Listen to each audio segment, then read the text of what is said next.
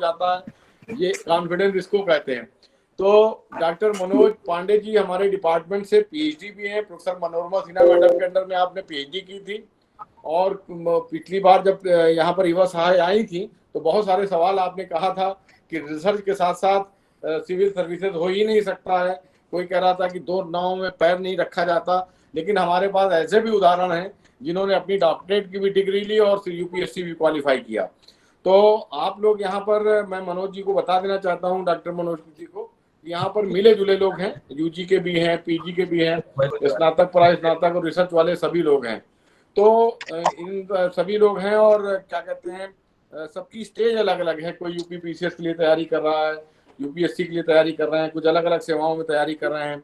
लेकिन पर्पज ये है कि ज्योग्राफी डिपार्टमेंट 1937 में इसकी स्थापना हुई थी। प्रोफेसर रामनाथ दुबे जी ने इस डिपार्टमेंट की स्थापना की थी, और उसके बाद 1946 में ये डिपार्टमेंट परास्नातक हुआ, पीजी क्लासेस शुरू हुई, और 2021 में इसको 75 साल हो रहे हैं परास्नातक होने के। तो उसके उपलक्ष्य में जो यहाँ के ग्लोरियस पास्ट रहा है, जो यहाँ के इलस्ट्रियस लोग निकले हैं, उन्हीं लोगों को यहाँ पर बुलाया जा रहा है जिन्होंने इस डिपार्टमेंट का और प्रयागराज का और इलाहाबाद यूनिवर्सिटी का नाम रोशन किया है और भूगोल विभाग से ही संबंधित हैं, उनको यहाँ पर बुलाया जा रहा है। तो उस कड़ी में डॉक्टर मनोज के कुछ साथी भी आए थे, कुछ सीनियर लोग भी आए थे, और अभी बहुत से लोग आएंगे।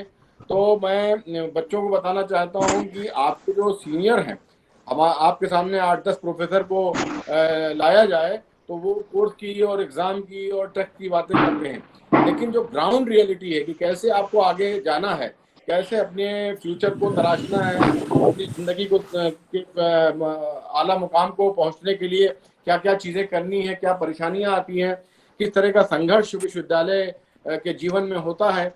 और हर स्टूडेंट जो भी हॉस्टल में रहा है या डेलीगेसी में रहा है, खासतौर से इलाहाबाद विश्वविद्यालय में, उन संघर्षों से निकलता है और उसके बाद निखरता भी है। तो इसी क्रम में मैं आज ज़्यादा नहीं बोलूँगा। मैं डॉक्टर मनोज पांडे जी को मैंने इनवाइट किया है, यहाँ पर निमंत्रण दिया था, और ये कहा था, ये एसएसएल हॉस्टल के प्रोडक्ट भी हैं, हॉस्टल में रहते भी थे। तो जब भी आते हैं प्रयागराज में तो एसएसएल हॉस्टल में जाते हैं, और बहुत सारे स्टूडेंट यहाँ पर जो जुड़े हैं उनसे जुड़े हुए हैं।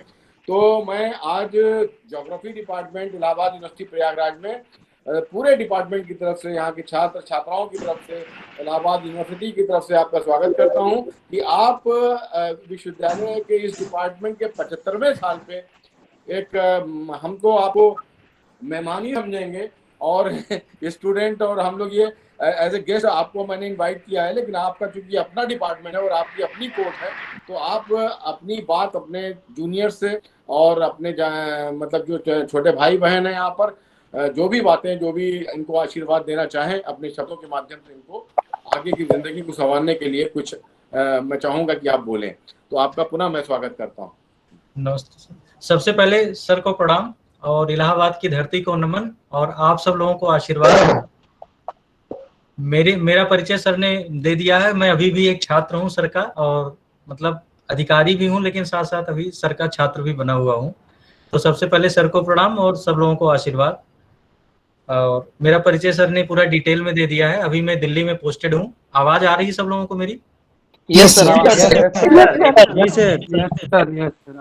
वॉइस आ रही है? जी सर। वॉइस क्लियर है? साउंड? हाँ जी, यस सर, क्लियर है। जी सर, क्लियर है आवाज। तो अभी मैं दिल्ली में पोस्टेड हूँ। 2015 बैच की सर्विस मैंने ज्वाइन किया। उसके बाद भी मैंने अटेम्प्ट किया, मैंने कोशिश किया कि मैं यूपी आके अधिकारी बनूं, बट बाय द लक या जो भी कहिए, मतलब अभी यूपी नहीं आ पाया। बट मैं दिल्ली में अभी काम कर रहा हूँ at the higher level as a level of DM. This post is level of DM और कॉलिंग डिप्टी कमिश्नर। इसका नॉमेनक्लेचर कहीं कहीं डीसी होता है, कहीं कहीं डीएम होता है। तो I am working as deputy commissioner transport, जिसको हिंदी में उपायुक्त बोलते हैं, उपायुक्त परिवहन विभाग। इसके पहले मैंने 2 बार एसडीएमशिप किया है यहाँ पे, 2 टेन्योर मैंने एसडीएमशिप किया है। और इलाहाबाद का ज्ञान, इलाहाबाद का नॉलेज और इलाहाबाद का एक्सपीरियंस रहा कि कभी कोई दिक्कत नहीं आई। बड़ी बड़ी सिचुएशन हैंडल किया। पढ़ाई तो सभी करते हैं, लेकिन इसमें जो आपका वास्तविक अनुभव होता है जीवन का, वो बड़ा काम आता है सिविल सर्विस में। तो कहीं ना कहीं एसएसएल हॉस्टल का अनुभव था रहने का, सीनियर्स के साथ जो गाइडेंस मिला, या यूनिवर्सिटी में भूगोल विभाग में जो हमारे सीनियर्स हैं, हमारे टीचर्स हैं, उनका जो गाइडेंस मिला, उसका बड़ा रोल रहता है लाइफ में सक्सेसफुल होने के लिए। तो परिचय काफी हो गया। अब आप लोगों को अगर कुछ और जानना है या समझना है या कैसे आगे बढ़ना है, कुछ गाइडेंस के रिगार्डिंग आपको जानना है, तो आप, और मैं सिद्दीकी सर से भी गुजारिश करूंगा कि वो सर रेगुलर बने रहें तो अच्छा रहेगा। सर आपकी जर्नी किस तरीके से स्टार्ट होती सर पीएससी पढ़ाई? जर्नी में इलाहाबाद में मैं आया था बीए करने। मैं भी पीसीएम का छात्र रहा हूँ, 12th लेवल में फिजिक्स केमिस्ट्री मैथ का छात्र रहा था, और इलाहाबाद आया था बीए करने। कहीं ना कहीं मोटिवेशन मन में था कि मैं इलाहाबाद यूनिवर्सिटीज के थ्रू सिविल सर्विस में एंट्री करना चाहता हूँ। तो और वो मैंने एंट्री किया अपनी प्लानिंग से, अपनी सफलता से, और गुरुजनों के आशीर्वाद से और मेहनत से। मैं पहले अटेम्प्ट में ही क्लियर किया मैंने यूपीएससी। मैं पहले अटेम्प्ट में ही जेआरएफ भी क्लियर किया था। मैं पीएचडी का छात्र था जब मैंने ये क्लियर किया, तो मैं पीएचडी कर रहा था। मेरी 2.5 साल की पीएचडी हुई थी, और यूनिवर्सिटी में ही प्रोफेसर बीएन मिश्रा सर हैं जो हमारे गाइड रहे हैं, और बाद में सर रिटायर हो गए, तो मैंने कंप्लीट किया प्रोफेसर मनोरमा सिन्हा मैडम के अंडर में अपनी पीएचडी कंप्लीट की है इलाहाबाद यूनिवर्सिटी से ही। तो सर का बड़ा आशीर्वाद रहा है, बीएन मिश्रा सर का। और दिल्ली में 2013 में आया था, और पहले अटेम्प्ट में ही मैं सिलेक्ट हो गया। उसके बाद लगातार 3-4 बार और मैं सिलेक्ट हुआ। अभी मैं एक अच्छी जॉब में हूँ। इसको सिविल सर्विस बोलते हैं, हमारी सर्विस को यूनियन टेरिटरी सिविल सर्विस। तो basically I am working in union territory like Andaman, Delhi, Lakshadweep, Daman Diu and Delhi and Dadra Nagar Haveli also. इस सर्विस में लक्षद्वीप, वो पौंडीचेरी और लद्दाख जो न्यूली क्रिएटेड है, एंड चंडीगढ़ शामिल नहीं है। 4 यूनियन टेरिटरी की ये सर्विस है। पौंडीचेरी की अपनी एक अलग सर्विस है, इसलिए वहां हम लोगों की पोस्टिंग नहीं होती है। तो बेसिकली 4 यूनियन टेरिटरी के एडमिनिस्ट्रेटिव का काम, टोटल हम लोग एडमिनिस्ट्रेशन वर्क में इन्वॉल्व रहते हैं। सर जब आप प्रिपरेशन करते थे तो अपने आप को खुद को कैसे मोटिवेट रखते थे? जैसे अगल बगल बहुत सारे लोग रहते हैं, किसी का निकलता है, नहीं निकलता है, कोई बहुत दिन से है। इसमें सबसे अच्छा तरीका यही होता है कि केवल आप अपने काम में फोकस करें और अपने अंदर, अपने ऊपर भरोसा बनाए रखें। और बहुत ज्यादा ना समाज की जो नकारात्मकता है या उसको देख के प्रभावित होंगे, तो क्योंकि असफलता का रेशियो हमेशा ज्यादा होता है। अगर आप उससे मोटिवेटेड होंगे तो लगेगा कि मैं भी उसी भीड़ का हिस्सा हूँ, उस असफलता की भीड़ का हिस्सा हूँ, जबकि ऐसा नहीं है। यूनिवर्सिटी में आप खुद सोचिए, जब आप इलाहाबाद में आए हैं तो काफी लोगों को छोड़ के आए हैं। पहला तो यही आपको मोटिवेट होने के लिए काफी है कि आप बीए में एडमिशन लिए हैं तो बहुत लोगों को छोड़ के लिए हैं। तो ऐसे ये प्रक्रिया बस बनाए रखिए कि अभी आप बीए में लेंगे, फिर एमए में जाके 100-150 लोग हो जाएंगे। बीए में आपने 5000 एडमिशन लिया, वहां पे जाके आप 150-200 हो जाएंगे। पीजी में, पीएचडी में जाएंगे तो 30-40 लोग हो जाएंगे। तो वो जो लोग होते हैं वो कहीं ना कहीं फिल्टर होते हैं। वैसे ही सर्विस में हर बैच में होते हैं। इलाहाबाद यूनिवर्सिटी से 5-6 सिलेक्शन तो हर बार होते हैं जो मेरे नॉलेज में है, और मैं मान लेता हूँ 5-6 ऐसे होंगे जो मेरे नॉलेज में नहीं होंगे। तो ये मान लीजिए कि हर साल जब भी रिजल्ट आता है 8-10 सिलेक्शन रहते हैं। फिल्ट्रेशन लेवल आगे आके पिरामिड हो जाएगा। आप तो ज्योग्राफी में पढ़े हैं, पिरामिड बनना ही है। लेकिन आप उस पिरामिड में शामिल हैं, ये मत सोचिए कि आप उस पिरामिड में शामिल नहीं है। आप हमेशा नीचे से शुरुआत होती है, लेकिन आप हमेशा ऊपर की तरफ बढ़ने के लिए शामिल हैं। तो मोटिवेशन अपने अंदर से लाना पड़ेगा। और दूसरा तरीका होता है, अगर मोटिवेशन लेना भी है तो जो सफल लोग हैं उनकी बार बार आप उनके इंटरव्यूज पढ़िए, उनकी लाइफ देखिए, कैसे वो सफल हुए, क्या तरीका अपनाया, उससे आप लोग भी मोटिवेट रह पाएंगे। सर जैसे देखते हैं सर, जैसे किसी ने सर जो कोई यूपीएससी कैंडिडेट है सर, उन्होंने सर जो पहले क्वेश्चन, अपने आप को इंट्रोड्यूस करिए हाँ। और उसके बाद कैमरा ऑन करिए। एकदम आप कुछ भी पूछ सकते हैं। हम आपके समझिए ज्योग्राफी के सीनियर ही हैं। मैं भी अभी 2 साल पहले पीएचडी कंप्लीट किया हूँ, ज्यादा दिन नहीं हुआ है। सर मेरा नाम अभिषेक यादव, यूनिवर्सिटी ऑफ इलाहाबाद से सर, ज्योग्राफी डिपार्टमेंट से सर, एमए सेकंड सेमेस्टर के छात्र हूँ। आप पूछिए सर। मेरा क्वेश्चन है सर, जैसे सर यूपीएससी का कैंडिडेट है सर, और उन्होंने जैसे 2019 का प्री और मेंस क्वालिफाई किए, और सर लास्ट सर उनका इंटरव्यू फाइनल सर उनका सिलेक्शन नहीं होता है, और फिर नेक्स्ट ईयर वो देते हैं, जैसे सर उनका प्री नहीं क्वालिफाई हो पाता है सर, ऐसा क्या सर कारण होता है? वो डिस्कनेक्ट हो गया शायद। हाँ मनोज, अच्छा अच्छा, नहीं आपका नाम दिखाई दे रहा है लगता है। सर वो, हाँ sir, network issue sir network issue है सर। हाँ मैं कंटिन्यू की हूँ, ठीक है। वो पावर ब्रेक हो गया है, डिस्कनेक्ट हुए हैं, अभी आते हैं, ठीक है। जी सर। तो ऐसा है कि मनोज जी जौनपुर के रहने वाले हैं, ये भी यहाँ पर आए, साइंस के स्टूडेंट थे। अक्सर कभी कभी देखिए साइंस का स्टूडेंट जो होता है ह्यूमैनिटीज में आर्ट्स में जब आते हैं तो नॉर्मली जो है सब्जेक्ट की प्रॉब्लम होती है, लेकिन ये फिर ज्योग्राफी में रहे और मैंने ये देखा है कि ज़्यादातर जो समस्याएं आती हैं बच्चों के सामने, खास तौर से क्लोज जो ऑब्जर्वेशन हम लोगों को करने का मिलता है, वो पीजी स्टूडेंट ज़्यादा टच में होते हैं। यूजी अपना आए और यूजी के साथ ये रहता है कि दूसरे भी सब्जेक्ट होते हैं तो अलग अलग डिपार्टमेंट में भी वो क्लास करने चले जाते हैं, लेकिन पीजी स्टूडेंट जो होता है वो डिपार्टमेंट में ही होता है। और पीजी के बाद लड़कों के अंदर अब ये प्रॉब्लम आती है कि पीजी के बाद हम क्या करेंगे। इस बीच वो यूनिवर्सिटी ग्रांट कमीशन जेआरएफ का एग्जाम देते हैं। उनका लक्ष्य होता है कि अगर हम जेआरएफ क्वालिफाई कर लेंगे तो 35,000 या 40,000 रुपये पर मंथ मिलेगा फेलोशिप के रूप में, और उसके बाद फेलोशिप के बाद हम पीएचडी करेंगे। और उसके जब पीएचडी वो इनरोल हो जाते हैं तो उस समय थोड़ा सा डाउट आ जाता है दिमाग में कि हम तैयारी के साथ साथ पीएचडी का काम कैसे करें। अब ये सुपरवाइजर पर निर्भर करता है कि सुपरवाइजर ने आपको फील्ड का टॉपिक दिया है, प्राइमरी डेटा पे दिया है। प्राइमरी डेटा पे अगर आप काम कर रहे हैं तो फील्ड पे सर्वे करने के लिए भी आपको जाना होता है, साल 6-6 महीने सर्वे होता है, और ईमानदारी से रिसर्च भी करनी है, ईमानदारी से तैयारी भी करनी है। इस बैलेंस को अगर किसी स्टूडेंट ने बना लिया तो आप ये समझ लीजिए सफल हो जाएगा। रिसर्च के साथ साथ भी उनकी जो एम है सिविल सर्विसेज वगैरह में जाने का, प्रॉपर में आने का, तो उसको ओवरकम कर सकता है। लेकिन ज्यादातर लोग इस बैलेंस को नहीं बना पाते। लास्ट में पता चला पीएचडी भी नहीं हो पाई और सिलेक्शन भी नहीं हो पाया। वो सिर्फ इसीलिए होता है कि कहीं ना कहीं आप कॉन्फिडेंस लूज कर जाते हैं, कहीं ना कहीं आपकी ईमानदारी जो ऑनेस्टी है, जो हार्ड वर्किंग है, उसमें हार्ड वर्क तो आप कर रहे हैं लेकिन वो ऑनेस्टी वो नहीं रह पाती। कहीं ना कहीं दिमाग में आपके कुछ ना कुछ चलता रहता है।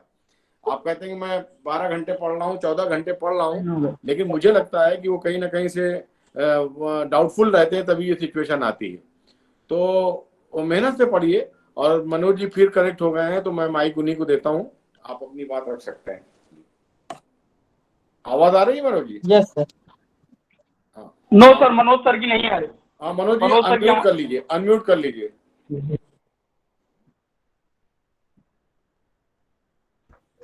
हाँ सर, अभी आ रही है आवाज सर? हाँ आ रही जी सर, जी जी जी। हाँ बताइए, आप लोग बीच में थोड़ा पावर ब्रेकअप हो गया था। सर मेरा विषय यादव सर, इलाहाबाद यूनिवर्सिटी से एमए सेकंड सेमेस्टर का छात्र हूं सर। सर मेरा प्रश्न यह है सर, जैसे सर कोई यूपीएससी कैंडिडेट है सर, उन्होंने सर जैसे 2019 का प्री और मेंस पर क्वालिफाई करने के बाद सर जैसे फाइनल लिस्ट में उनका सिलेक्शन नहीं होता है, और सर जैसे वो नेक्स्ट ईयर फिर दे एग्जाम और उनका सर प्री नहीं क्लियर हो पाता है, सर ऐसा क्या मतलब कारण होता है? आप फिर से जरा बोलिए, आवाज क्लियर नहीं है इस बार, थोड़ा सा दोबारा बोल दीजिए। सर जैसे सर हम लोग यूट्यूब पर देखते हैं जैसे टॉपर्स वीडियो, तो बताते हैं जैसे कि प्री और मेंस क्लियर होने के बाद सर फाइनली सर उनका वो सिलेक्शन नहीं हो पाता है और वो नेक्स्ट ईयर फिर एग्जाम देते हैं और उनका सर प्री नहीं क्लियर हो पाता है। सर ऐसा क्या कारण है सर? वही जानते हैं। ठीक है, देखिए पीटी बहुत फैक्चुअल एग्जामिनेशन है। पीटी जब आपका होता है ना, उसमें केवल फैक्ट्स और कॉन्सेप्ट आते हैं, और उसमें मैं लक मानता हूँ कि आपका लक इम्पॉर्टेंट होता है, आप कितने फैक्ट लेके माइंड में जाते हैं। तो इसलिए पीटी में तो बहुत स्ट्रेटजी नहीं चाहिए, पीटी में आपकी वास्ट स्टडी चाहिए, आप कितना लंबा और कितना वाइड स्टडी करते हो। और मेंस निकालना, इंटरव्यू देना या सिलेक्शन हो जाना, ये पीटी निकलने की गारंटी कभी नहीं है। तो जिनका मेंस हो गया, इवन मैं भी अगर एग्जाम देने जाऊं और सोचूं मेरा पीटी निकल जाएगा, तो ये पॉसिबल नहीं है।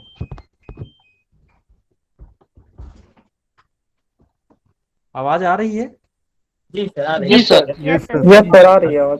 तो do you get my point कि पीटी को कभी भी, पीटी जब भी आप देंगे ना, हमेशा वो फ्रेश होगा, और उसके लिए आपको हर बार उतनी मेहनत करनी पड़ती है।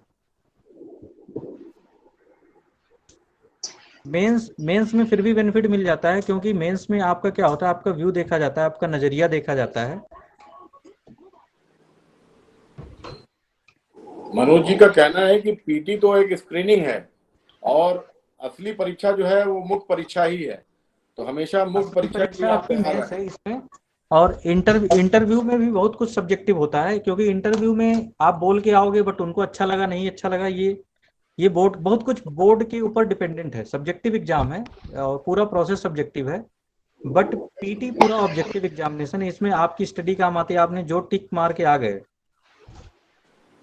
टिक ही आपको दिलाएगा सफलता। तो वो टिक कैसे मारेंगे? आपका नॉलेज बेस स्ट्रांग होना चाहिए, आपका कैलकुलेशन स्ट्रांग होना चाहिए, टाइम मैनेजमेंट अच्छा होना चाहिए। और एक जो मैं बेसिक बात कहना चाहता हूँ कि मेंस क्लियर कर लेना या फाइनली सिलेक्शन ले लेना, दोनों पीटी की गारंटी नहीं है। ऐसे बहुत सारे एग्जाम्पल हैं जो फाइनल सेलेक्ट हुए हैं और बाद में पीटी में भी फेल हुए हैं। बहुत सारे एग्जाम्पल है, एक दो नहीं है। Clear my point? सर मैं जी सर, थैंक यू सर। हाँ बताइए, अक्षत बोल रहे हैं, कौन बोल रहे हैं? ऑन करिए। रोहित। Yes sir. हाँ बोलिए, क्या कर रहे हैं? Rohit Mishra, Pratapgarh, Allahabad university, last year UG sir. BA third year.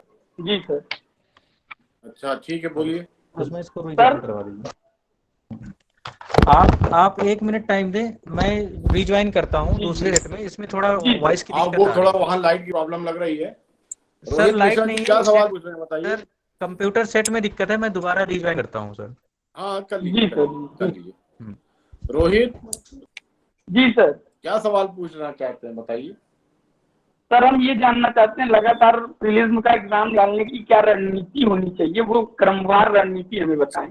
देखिए अब देखिए यहीं पर मैंने अभी आपको मैं दोबारा रिपीट कर रहा हूँ, लगातार फ्री की बात ही मत करिए। आप ये कहिए कि एक बार अगर हमको एग्जाम में बैठना है तो उसी बार चक देना है, ठीक है ना? उसमें आप शाहरुख खान की एक फिल्म आई थी चक दे, और ये आपने जैसे ही कहा लगातार, चक दे इंडिया इसका मतलब आप लंबी प्लानिंग लेके आए हैं। आप समझ रहे हैं ना? सर आप सर तैयारी से ये आपके उसमें ये होना चाहिए कि हमको एक बार बैठना है, उसी बार में फाइनल सिलेक्शन करना है। जैसे कल ईवा अगर साहब एक भी सर एक भी बार अगर निकालना है तो उसकी क्या प्रीलिम्स की रणनीति होनी अब चाहिए, वो आपने जानना कहा है। है कि एक भी बार आएंगे तो मतलब पूरी तैयारी से आएंगे, उसकी क्या स्ट्रेटजी होगी। अब जैसे और सर ऑब्जेक्टिव जैसे मान लीजिए अब नया पैटर्न चल रहा, ची सेट है, या पहले भी जो पुराने भी मतलब जो पैटर्न था उसमें भी और नए भी पैटर्न में जब आप पेपर का कंपोजिशन समझेंगे, जैसे मान लीजिए लड़के अब जीएस में पता चला आपने 3 महीने लगा दिया, करंट अफेयर तो करंट अफेयर ही होता है। सबसे पहले आपको ये समझना होगा कि साइंस एंड टेक्नोलॉजी से कितने सवाल आ रहे हैं, रीजनिंग से कितने सवाल आ रहे हैं, करंट अफेयर से कितने आ रहे हैं, जनरल स्टडीज है तो मान लीजिए आप हिस्ट्री पढ़ रहे हैं तो इंडियन नेशनल मूवमेंट में क्या पढ़ रहे हैं आप, और अगर 10 साल का पेपर आपने देखा तो आपको इतना अंदाजा हो जाता है सिविल सर्विसेज को तैयारी करने वाले को कि जो इंडियन नेशनल मूवमेंट है उसमें कितने सवाल पूछे गए और कौन कौन से पोर्शन को टच किया जाता है। अब उसमें भी किताबों का भी होता है, कुछ लोग एनसीईआरटी पढ़ रहे हैं तो 4 महीने एनसीईआरटी पढ़ लिया। अब आपने विपिन चंद्र जी की किताब पढ़ी आपने और आपको लगा कि हमको ये चैप्टर्स पढ़ने हैं, तो पूरी स्ट्रैटेजी बनानी पड़ती है। चाहे वो साइंस हो, पहले एक आती थी वो क्या कहते हैं, जैसे यूनिक आती थी, उसी तरह से टाटा मैग्रो हिल्स की सीरीज आती थी। तो पता चला बहुत सारे जो तैयारी करते थे टाटा मैग्रो से साइंस पढ़ ले रहे हैं, हिस्ट्री जो है यूनिक से पढ़ दे रहे हैं, और जो करंट जो क्वेश्चंस हैं उनको अपडेट रखते थे मैगजीन और न्यूज़पेपर से। सर जैसे हम उन्हीं सब्जेक्ट पे वर्किंग करना चाहते हैं जो सब्जेक्ट मेंस में भी प्रॉफिटेबल हो। अच्छा और जो यूपी देखिए, सब्जेक्ट में तो जिस सब्जेक्ट में आप हैं वो मतलब सबसे फर्टाइल और सबसे ज्यादा मतलब डाइवर्सिटी आपके अपने सब्जेक्ट में, ये प्री तक नहीं जाता, ये इंटरव्यू तक लेके जाएगा आपको। क्योंकि अगर सर आप लेकिन इसी के अकेले बेस पे प्रीलिम्स नहीं क्वालिफाई किया जा सकता ना। तो मैंने वही तो बताया ना कि जब आप देखेंगे कि साइंस एंड टेक्नोलॉजी के हमारे, अब होता क्या है कि जो आर्ट्स का लड़का होता है वो क्या करता है कि जीएस पढ़ रहा है या करंट पढ़ रहा है तो जो रेशियो है समय का सबसे ज्यादा उसी में लगा देता है। लेकिन आपके जो सवाल गलत हो रहे हैं, जैसे मान लीजिए रीजनिंग आप नहीं कर पाते, जैसे मान लीजिए आप क्या कहते हैं सर ये सीसैट का पेपर है, सर ये सीसैट का पेपर है, क्वालिफाइंग है, इसमें बहुत परेशान होने की जरूरत नहीं। जो पेपर फर्स्ट क्वालिफाइंग तो उसमें भी होता है, यूजीसी नेट में भी। जब क्वालिफाइंग करेंगे तो क्वालिफाइंग करने के लिए भी तो उतना एक मिनिमम लेवल पे पढ़ेंगे कि नहीं पढ़ेंगे आप? तब सर वो हो जाता है, साइंस स्ट्रीम से रहते हैं तो हो जाता है सर इजीली।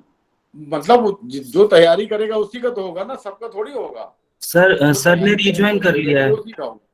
और जब सब्जेक्ट में आप जाएंगे, आपने ठीक है क्वालिफाइंग निकाल लिया, लेकिन जब सब्जेक्ट में जाएंगे और आपको कंपोजिशन नहीं पता तो कैसे करेंगे? यहाँ पर सिर्फ स्क्रीन आउट नहीं होने की, स्क्रीन करके जो है प्री में आप चले गए, आपको सब्जेक्ट के कंपोजिशन को समझना है।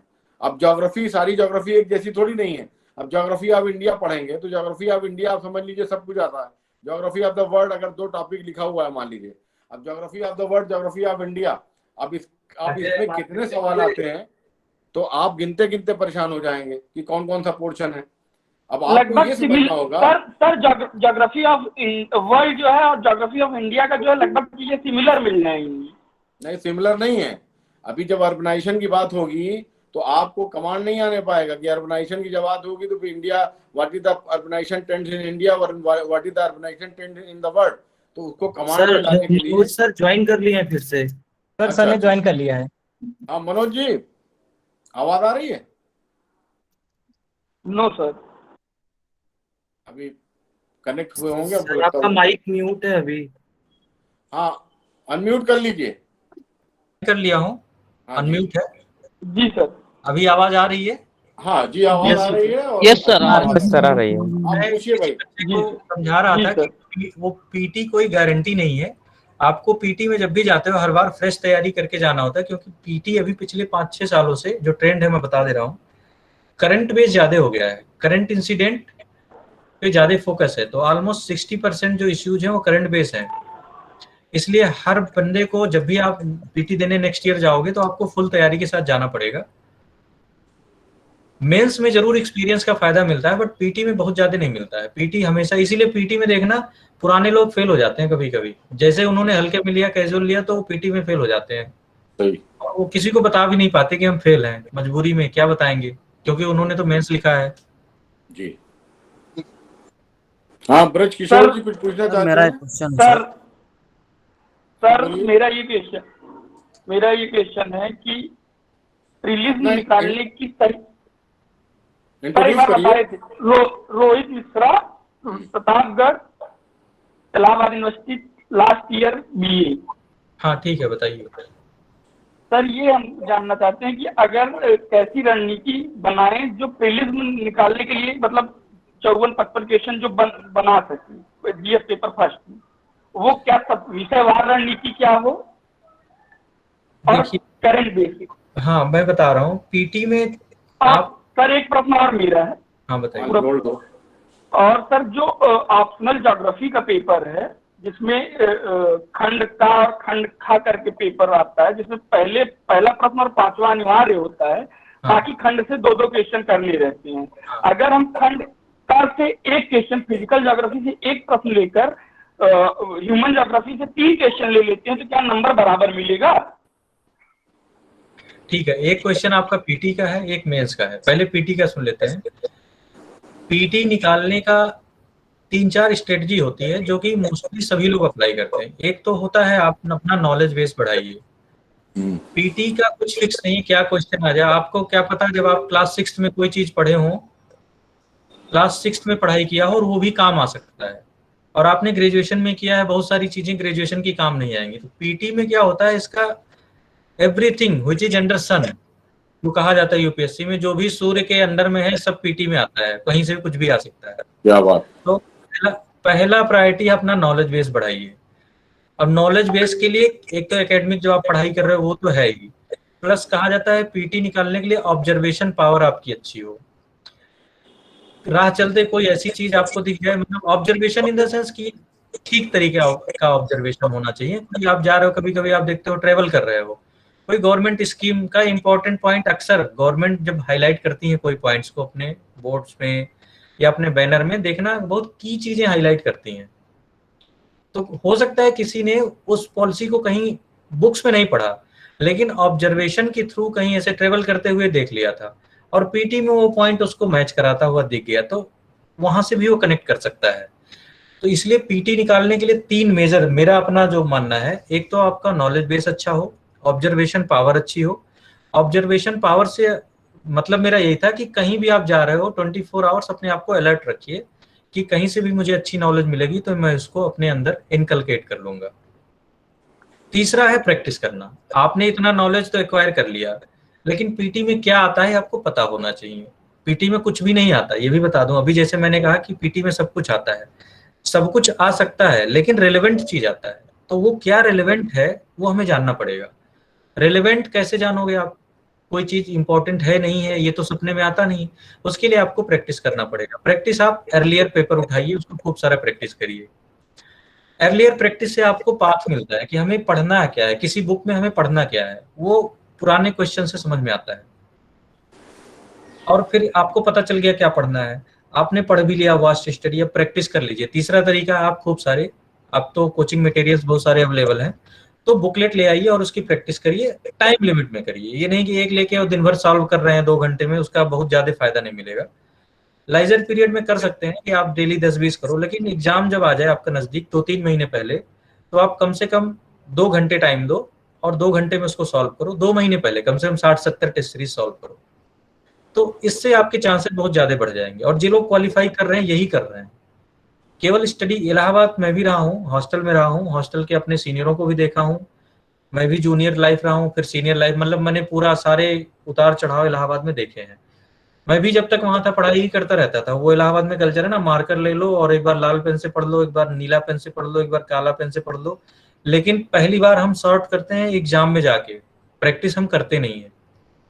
तो जो मुझे लगता है, शायद अब आदत सुधर गई हो तो अच्छी बात है, अगर नहीं सुधरी है तो इसी को सुधारने की जरूरत है। पढ़ाई के लेवल पे इलाहाबाद अच्छा है, प्रैक्टिस के लेवल पे अच्छा नहीं है। अगर वो है, मैं अपनी बात बता रहा हूँ, जब मैं पढ़ता था, अगर अभी सुधर गया है क्योंकि कोचिंग वगैरह वहां भी पहुंच गई है, अगर लोग प्रैक्टिस कर रहे हैं तो इसलिए मैं उसको अच्छा मानूंगा, और वैसे लोग ही निकल भी रहे होंगे। सर। मोहित सर। जी सर, जी सर, कंफर्म हुआ? Evening sir. पॉइंट समझ में आ गया? जी सर, ये तो जी समझ में आ गया कि knowledge, observation and then practice, मतलब मॉक टेस्ट। इसके फेज देखो, नॉलेज तो आप जब से पढ़ रहे हो तब से गेन किया, नॉलेज का तो आपके माइंड में बहुत सारी इंफॉर्मेशन होंगी। तीसरा होता है एग्जाम में अटेंटिवनेस, एग्जाम में जो आपका फोकस होता है वो बड़ा काम आता है। पीटी में देखिए, आईएसपीटी में 55 कट ऑफ क्यों जाता है? कभी आपने सोचा 100 क्यों नहीं जाता? 70-80 पीसीएस में जाता है, लेकिन आईएएस में क्यों नहीं जा रहा? क्योंकि वो हमेशा ऑब्जर्वेटरी क्वेश्चन ही आते हैं, फैक्चुअल क्वेश्चन कम आते हैं। तो वहां एप्लीकेशन ऑफ माइंड का रोल है। आप कितना लॉजिकल हो, कितना क्रिटिकल थिंकिंग है, वो जितनी जिसकी अच्छी होती है वो ज्यादा अच्छे क्वेश्चन कर पाता है। 65-70 से ज्यादा कोई कर ही नहीं पाता है, क्योंकि उसका लेवल। सर, क्या मॉक टेस्ट लगाने से प्रॉफिट होता है लॉजिक बढ़ाने में? बिल्कुल, प्रैक्टिस जितना करोगे, आप 1000 क्वेश्चन सॉल्व करो, फिर 2000, आप 10,000 क्वेश्चन सॉल्व कर लो, आप देखो अपने अंदर खुद ही चेंज आ जाएगा। सब वॉल्यूम का गेम है। और आपने जो मेंस का क्वेश्चन पूछा था, मार्किंग पैटर्न हमेशा सेम नहीं होता है, क्वेश्चन टू क्वेश्चन वेरी करता है। तो इसलिए मैं बता दूं, फिजिकल और ह्यूमन में, फिजिकल अगर करते हैं तो मार्किंग चांसेस ज्यादा होते हैं, आपको फिजिकल में ज्यादा मार्क्स आएंगे रेदर देन ह्यूमन। रीजन भी बता देता हूँ। रीजन ये है कि वहां पे थॉट्स होते हैं, आप अपना एक्सप्लेनेशन लिखते हो, अपने व्यूज देते हो। एक स्कॉलर का थॉट है, उसको आप अपने वे में प्रेजेंट करते हो कि वो उसका थॉट है। थॉट तो 2-4 लाइन का होता है, आप 200 शब्दों में अपनी भाषा में प्रेजेंट करते हैं। वहां चांसेस होते हैं कि आप डेविएट कर जाओ या थॉट को सही से समझा नहीं पाए, या जो आप कहना चाह रहे थे। कभी कभी जो मेंस, देखो पीटी में प्रैक्टिस का है, मेंस में भी प्रैक्टिस का रोल है। मेंस में क्या दिक्कत आती है, मैंने लिखा है 4 बार तो मुझे पता है, ये बहुत मतलब की पॉइंट बता रहा हूँ। आप लोग जैसे पढ़ लिए सब कुछ, नॉलेज भी गेन कर लिया, कभी लिखा नहीं हमने, सीधे एग्जाम में लिखते हैं, तो हमारा माइंड तो उस हिसाब से सोच रहा होता है, लेकिन हाथ उतना तेज नहीं चलता है। तो एक तो वो गैप आ जाता है क्योंकि हमने प्रैक्टिस नहीं किया।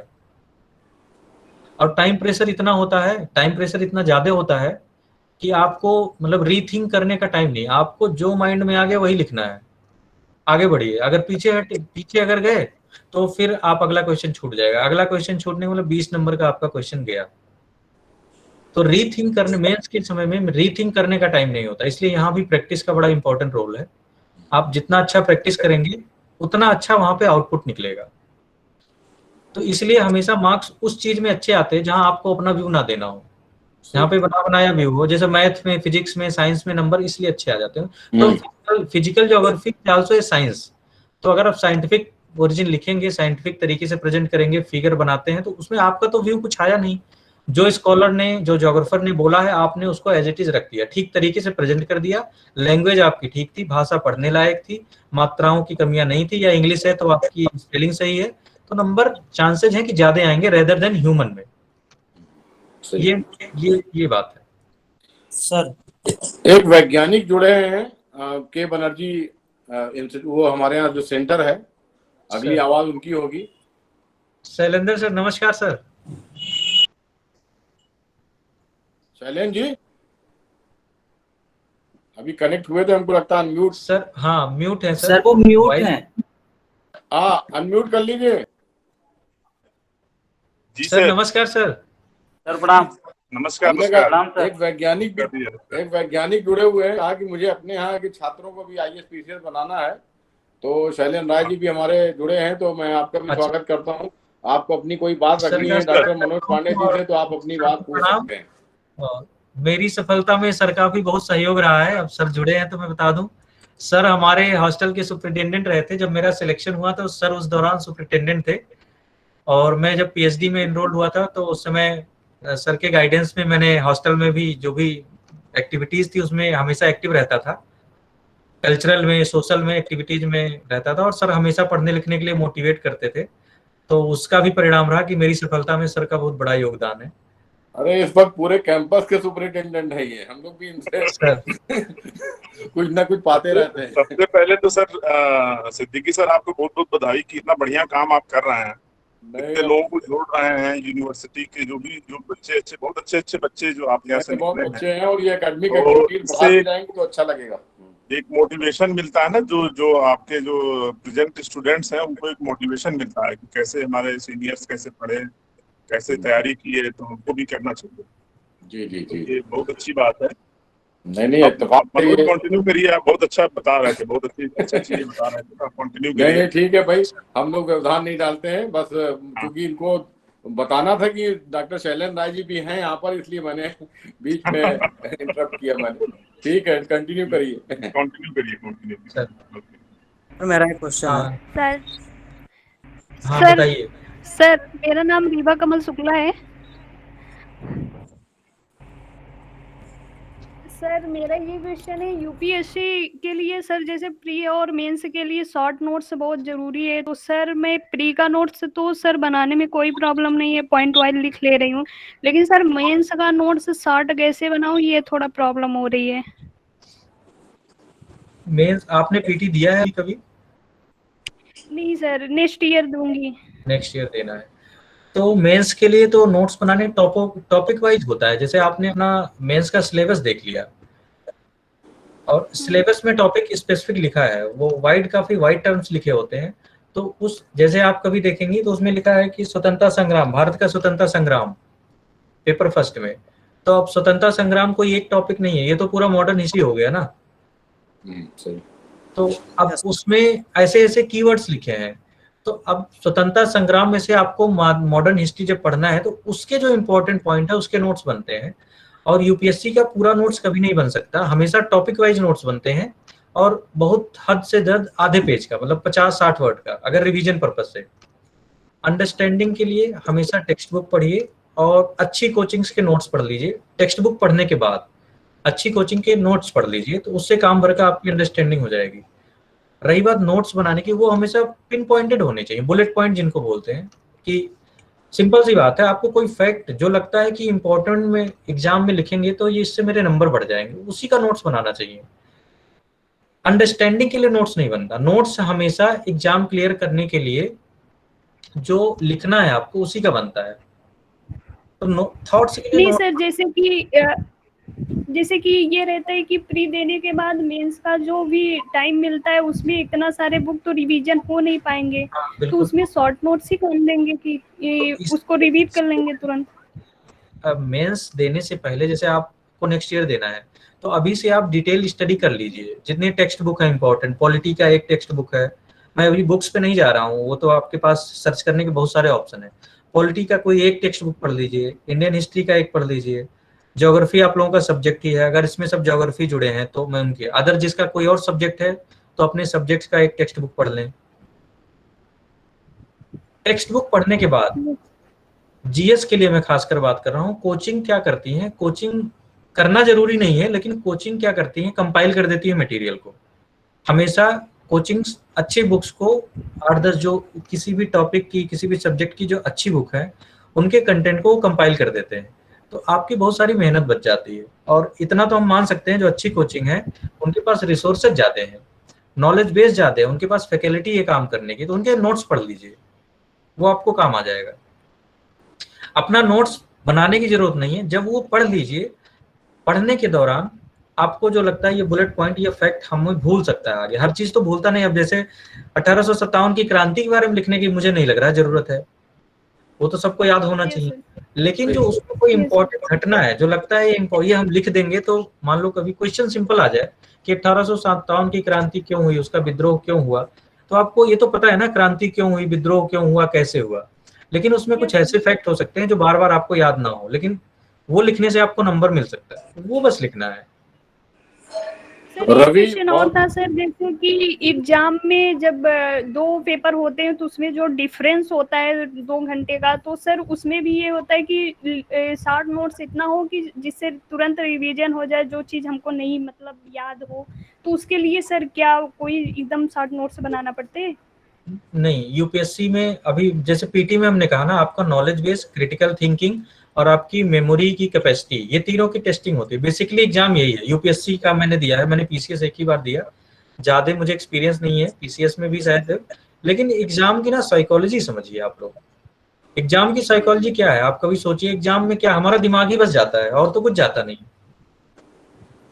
हम पढ़ते बहुत है, न्यूज़पेपर हम कैलकुलेशन करिए, पूरी स्टडी में डेली 1 घंटा मान लीजिए हम न्यूज़पेपर पढ़ते हैं, साल के 365 दिन, अगर 5 साल भी स्टडी किया तो आपने कितना न्यूज़पेपर पढ़ा, लेकिन उसका हम कहीं यूज नहीं कर पाते क्योंकि वो सही समय पे याद नहीं आता है।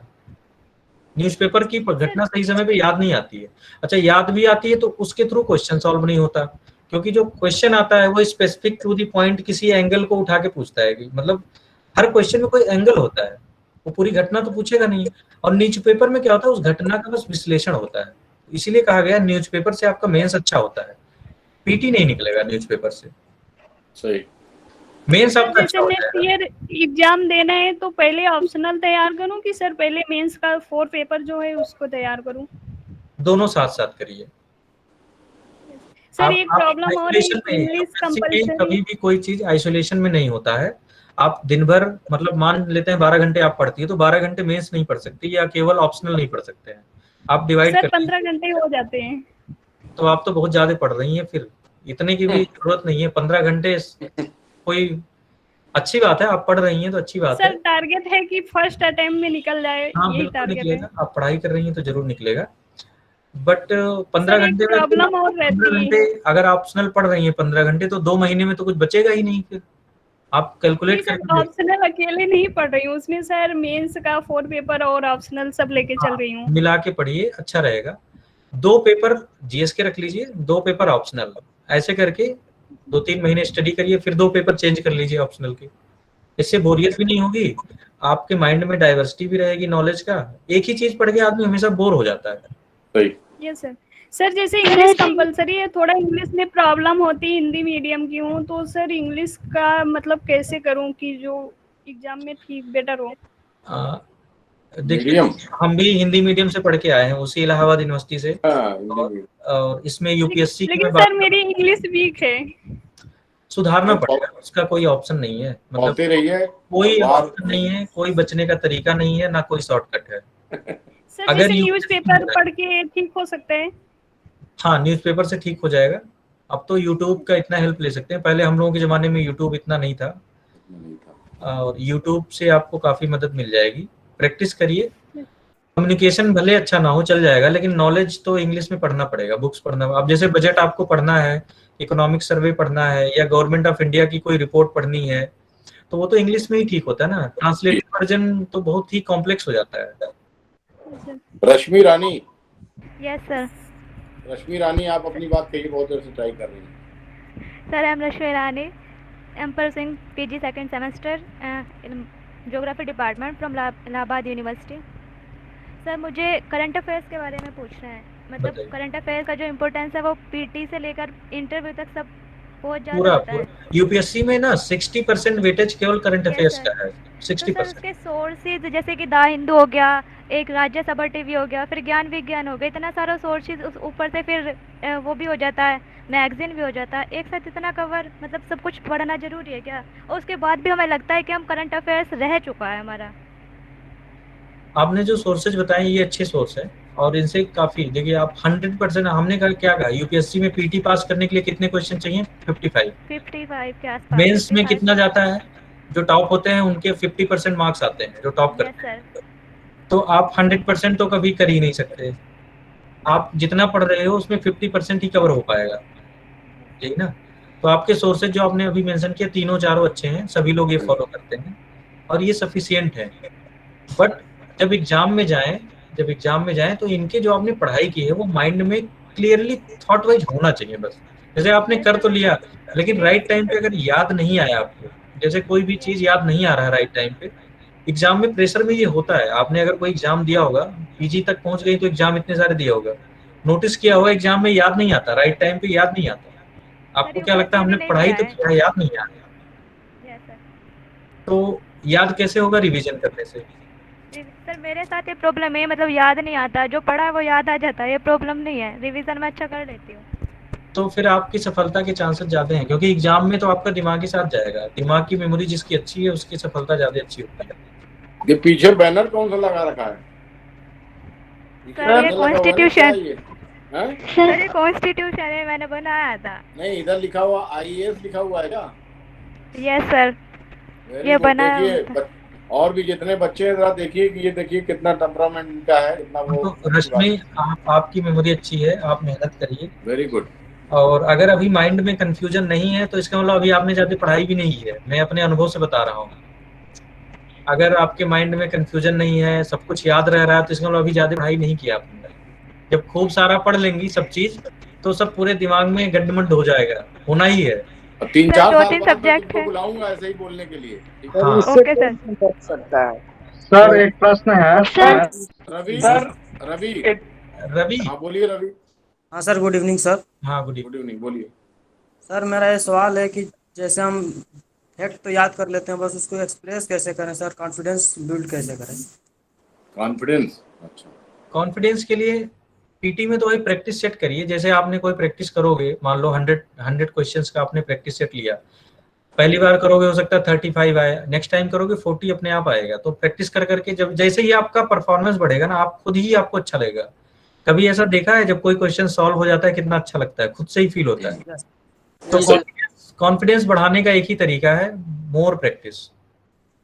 कोई दूसरा, किसी दूसरे के सामने मैं आपको कितना भी मोटिवेट कर दूं, रवि तुम बहुत अच्छे हो, तुम तो IAS फोड़ दोगे, ये वो, लेकिन असली सच्चाई तुमको खुद पता है कि तुम कितना तेज हो, कितना पढ़ने में ठीक हो, और वो प्रैक्टिस करने से आ जाएगा आपको। सर, अपनी बातों को किसी के सामने सर एक्सप्रेस कैसे करें? जैसे हेजिटेशन होता है किसी बात को किसी के सामने रखना। क्लास में है आप रवि? सर, मैं Allahabad university BA second year में हूँ। हाँ, तो अभी आपके पास बहुत टाइम है, धीरे धीरे आ जाता है। अभी आप मुश्किल से 18-20 साल के हैं, धीरे धीरे आपको मैच्योरिटी आ जाएगी। लोगों से घुलिए मिलिए, कल्चरल एक्टिविटीज में पार्टिसिपेट करिए, बच्चों दोस्त बनाइए, मिलिए, बात करिए, पढ़िए, मतलब अपने आप को वोकल बनाइए, धीरे धीरे हो जाता है। जैसे जैसे आपका नॉलेज बढ़ेगा, एक्सप्रेसिव होंगे, तो कॉन्फिडेंस अपने आप आ जाएगा। और बाकी इलाहाबाद में टीचर्स हैं, उनसे मिलते जुलते रहिए, तो बातचीत जितना करेंगे उतना कॉन्फिडेंस आएगा। बता दीजिए सबसे पहले आपको प्रणाम। और रंजीत अपनी बात रखिए। सर, मेरा एक प्रश्न है। बोलिए। मेंस में जो है आंसर राइट 250 शब्द में कैसे सीमित करें? लिखने पर ज्यादा हो जाता है। हर बार मतलब कितना उसमें जो है क्रक्स डाल सकते हैं, इसके बारे में थोड़ा प्रश्न है सर, ऑप्शनल को लेकर। आकाश, आकाश नाम है आपका? जी सर, आकाश, सेकंड सेमेस्टर, इलाहाबाद यूनिवर्सिटी। हाँ आकाश, जैसे आपने कोई क्वेश्चन देखा होगा तो क्वेश्चन के कई कई उसमें डायमेंशंस होते हैं। कोई भी क्वेश्चन, मैं यूपीएससी, मेरा मेन टॉपिक और जो वो ओरिएंटेशन है यूपीएससी के मेंस पेपर को लेके मैं आपको सजेशन दे रहा हूँ, और मोर और लेस ये यूपी पीसीएस पे भी लागू होता है, क्योंकि अब पैटर्न दोनों का सेम है। तो मैं उसको ध्यान में रखते हुए ये बोल रहा हूँ, किसी भी क्वेश्चन के कई डायमेंशन होते हैं। तो आप देखिए, मैंने क्या कहा, आप नॉलेज लेके गए हो एग्जाम में, केवल आपका नॉलेज गया है साथ में, लेकिन वो नॉलेज कैसे इस्तेमाल होगा ये आप नहीं डिसाइड करते, ये क्वेश्चन डिसाइड करता है। जो क्वेश्चन पूछा गया वो डिसाइड करता है कि आप क्या लिखोगे। आप नहीं डिसाइड करते आप क्या लिखोगे। आपके पास तो क्वेश्चन से ज्यादा नॉलेज है। क्वेश्चन ने लेकिन 3 डायमेंशन पूछे हैं, आप 5 लिख के आओगे, कोई फायदा नहीं है। तो जो उसमें पूछा गया है उसके अकॉर्डिंग लिखना है, और उसका वेटेज वहीं डिसाइड होता है। जैसे मान लो पूछ लिया गया कि क्लाइमेट चेंज पे ही पूछ रहा है, तो क्लाइमेट चेंज के क्या रीजन है, आधुनिक सभ्यता या आधुनिक नगरीकरण या आधुनिक औद्योगिकरण उसके लिए कितना जिम्मेदार है, इसको रोकने के लिए क्या किया जा सकता है, पेरिस क्लाइमेट समझौते का कितना इसमें योगदान हो सकता है। अब हमने 4 डायमेंशन डाल दिए। क्वेश्चन है केवल क्लाइमेट चेंज का, आपको इन 4 डायमेंशन के अलावा भी और 4 डायमेंशन पता होगा आपके नॉलेज में, क्योंकि आपने बहुत सारा पढ़ रखा है, लेकिन पूछा गया है 4 चीज। तो 250 शब्द में आपको जब 4 चीजें लिखनी है तो आप डिवाइड कर लो ना, कितना वर्ड दोगे, तो 60-70 सब वर्ड आएगा एक में।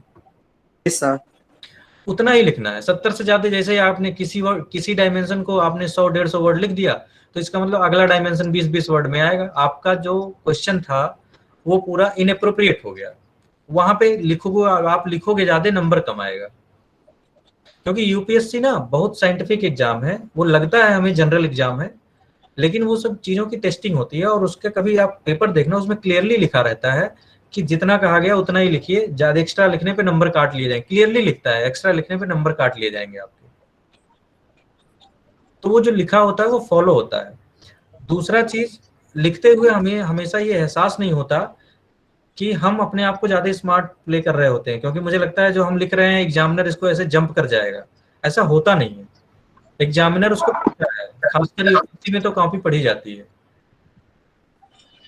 तो इसलिए वर्ड वाली जो लिमिट है ये प्रैक्टिस से इंप्रूव हो जाएगी, लेकिन कैसे उसको लिमिट में रखें, इसके लिए आपको क्वेश्चन का डायमेंशन ध्यान में रखना होगा कि वो पूछा क्या है, और उनको आप जितने डायमेंशन उनको वर्ड में बांट दीजिए, वो देख के समझ में आ जाता है कितना फोकस करते हैं क्वेश्चन पे। टेस्ट सीरीज करना चाहिए या नहीं? बिल्कुल, of course, without any hesitation. PT में भी टेस्ट सीरीज, मेंस में भी टेस्ट सीरीज। सर मेरा एसए के लिए कुछ बताइए सर। सर मेरा एक क्वेश्चन है कि अगर हम एक सब्जेक्ट कंप्लीट करते हैं, जस्ट उसके बाद दूसरा सब्जेक्ट शुरू करते हैं, तो ऐसा लगता है कि हमने जो पीछे पढ़ा है वो भूल गया, तो उसको रिकॉल कैसे करें और उसको बनाए कैसे रखें? क्योंकि 4 सब्जेक्ट पढ़ना पड़ता है तो फिर चीजें भूलती जाती हैं। अपने बारे में बताइए पहले, आप कौन सर है? मेरा नाम दीपक कुमार यादव है, पॉलिटिकल साइंस से पीजी, इलाहाबाद यूनिवर्सिटी। अच्छा, वेरी गुड। और तुम्हारे बगल में जो बैठे हुए हैं? अभिषेक मिश्रा सर। अच्छा, गुड। ओके दीपक, रिवीजन ही इसका सोल्यूशन है। जैसे आपने कहा ना पढ़ाई किया भूल गया, तो ये एक नेचुरल फिनोमेना ह्यूमन माइंड का। ह्यूमन माइंड हमेशा सब कुछ याद नहीं रख पाता है, लेकिन आपने अगर अच्छे से पढ़ा है तो बैक ऑफ द माइंड रहेगा, सबकॉन्शियस माइंड में आपके रहेगा, और वो एग्जाम के टाइम पे याद आ जाता है। जब आप उसको, मतलब होता नहीं, जब आप सबकॉन्शियस माइंड पे जोर डालते हो तो आपको देखना रिकॉल होती हैं चीजें। सही। और उसको बीच बीच में आप रिवीजन करते रहिए। हमारे माइंड की मेमोरी बहुत ज्यादा होती है, हम उसको यूटिलाइज, रिसर्च तो कहा ही ना, अभी तक 7%, 8% से ज्यादा किसी ने यूटिलाइज नहीं किया इसको। यस। तो भूलना स्वाभाविक प्रक्रिया है, ये आपके साथ नहीं सबके साथ होता है। More practice will give you confidence, और जितना आप करेंगे उससे कॉन्फिडेंस आएगा, एग्जाम में और कंफर्टेबल महसूस करेंगे। सर मेरा एक sir I have a question. Vishal बहुत देर से ट्राई कर रहे हैं, कॉल करिए। सर मेरा बोलिए। सर द हिंदू और इस तरह के जो न्यूज पेपर है, अगर उनको हम अवॉइड करें, ये योजना और दृष्टि पत्रिका का मासिक जो पत्रिकाएं हैं उनका अगर हम फॉलो करें तो कोई सब करंट अफेयर्स पोर्शन तैयार हो जाएगा ना, उसकी कोई दिक्कत तो नहीं होगी। कुरुक्षेत्र और योजना की बात कर रहे हैं? विशाल सर दृष्टि और योजना की बात कर रहे हैं। दोनों मैगजीन ये भी अच्छी हैं, हिंदी मीडियम में दोनों मैगजीन ठीक है। दृष्टि भी कवर कर लेती है काफी चीजों को, और कुरुक्षेत्र में सरकारी योजनाएं कवर होती हैं, साथ में योजना भी पढ़ लिया करिए। तीनों सफिशिएंट है आपको करंट अफेयर्स कवर करने के लिए। और सर अगर न्यूज पेपर ना पढ़े तब भी कोई दिक्कत तो नहीं होगी ना सर? अरे क्यों ना पढ़े भाई, पढ़ लिया करिए जब समय। देखिए दीपक आप किस क्लास में हैं? विशाल किस क्लास में है? सर अभी हम BA 3rd ईयर में हैं। हाँ तो अभी इसका जैसे तो गारंटी तो मैं कैसे दे दूं कि दिक्कत तो होगी। हिंदू पढ़ेंगे, जैसे इन दिनों को पढ़ने के अलावा हिंदू पढ़ेंगे 10% और आपका नॉलेज गेन होगा। हिंदू के अलावा इंडियन एक्सप्रेस पढ़ेंगे 5% और बढ़ जाएगा। सर लेकिन पत्रिकाएं पढ़ लो तो 2% और बढ़ जाएगा। तो जो भी ऐड करोगे आपका नॉलेज तो बढ़ेगा। सर लेकिन ये पत्रिकाएं उसी के कंटेंट पे बनाई रहती है ना, इसलिए कह रहे हैं कि आपको अपना टाइम कैलकुलेट करना है कि आपके पास जो टाइम हो उसमें मैक्सिमम आप कितना यूटिलाइज कर सकते हो। अगर टाइम है तो हिंदू भी पढ़िए, टाइम नहीं है तो छोड़ देंगे तो भी कोई नुकसान नहीं है। तीनों से आपको कवर हो जाएगा।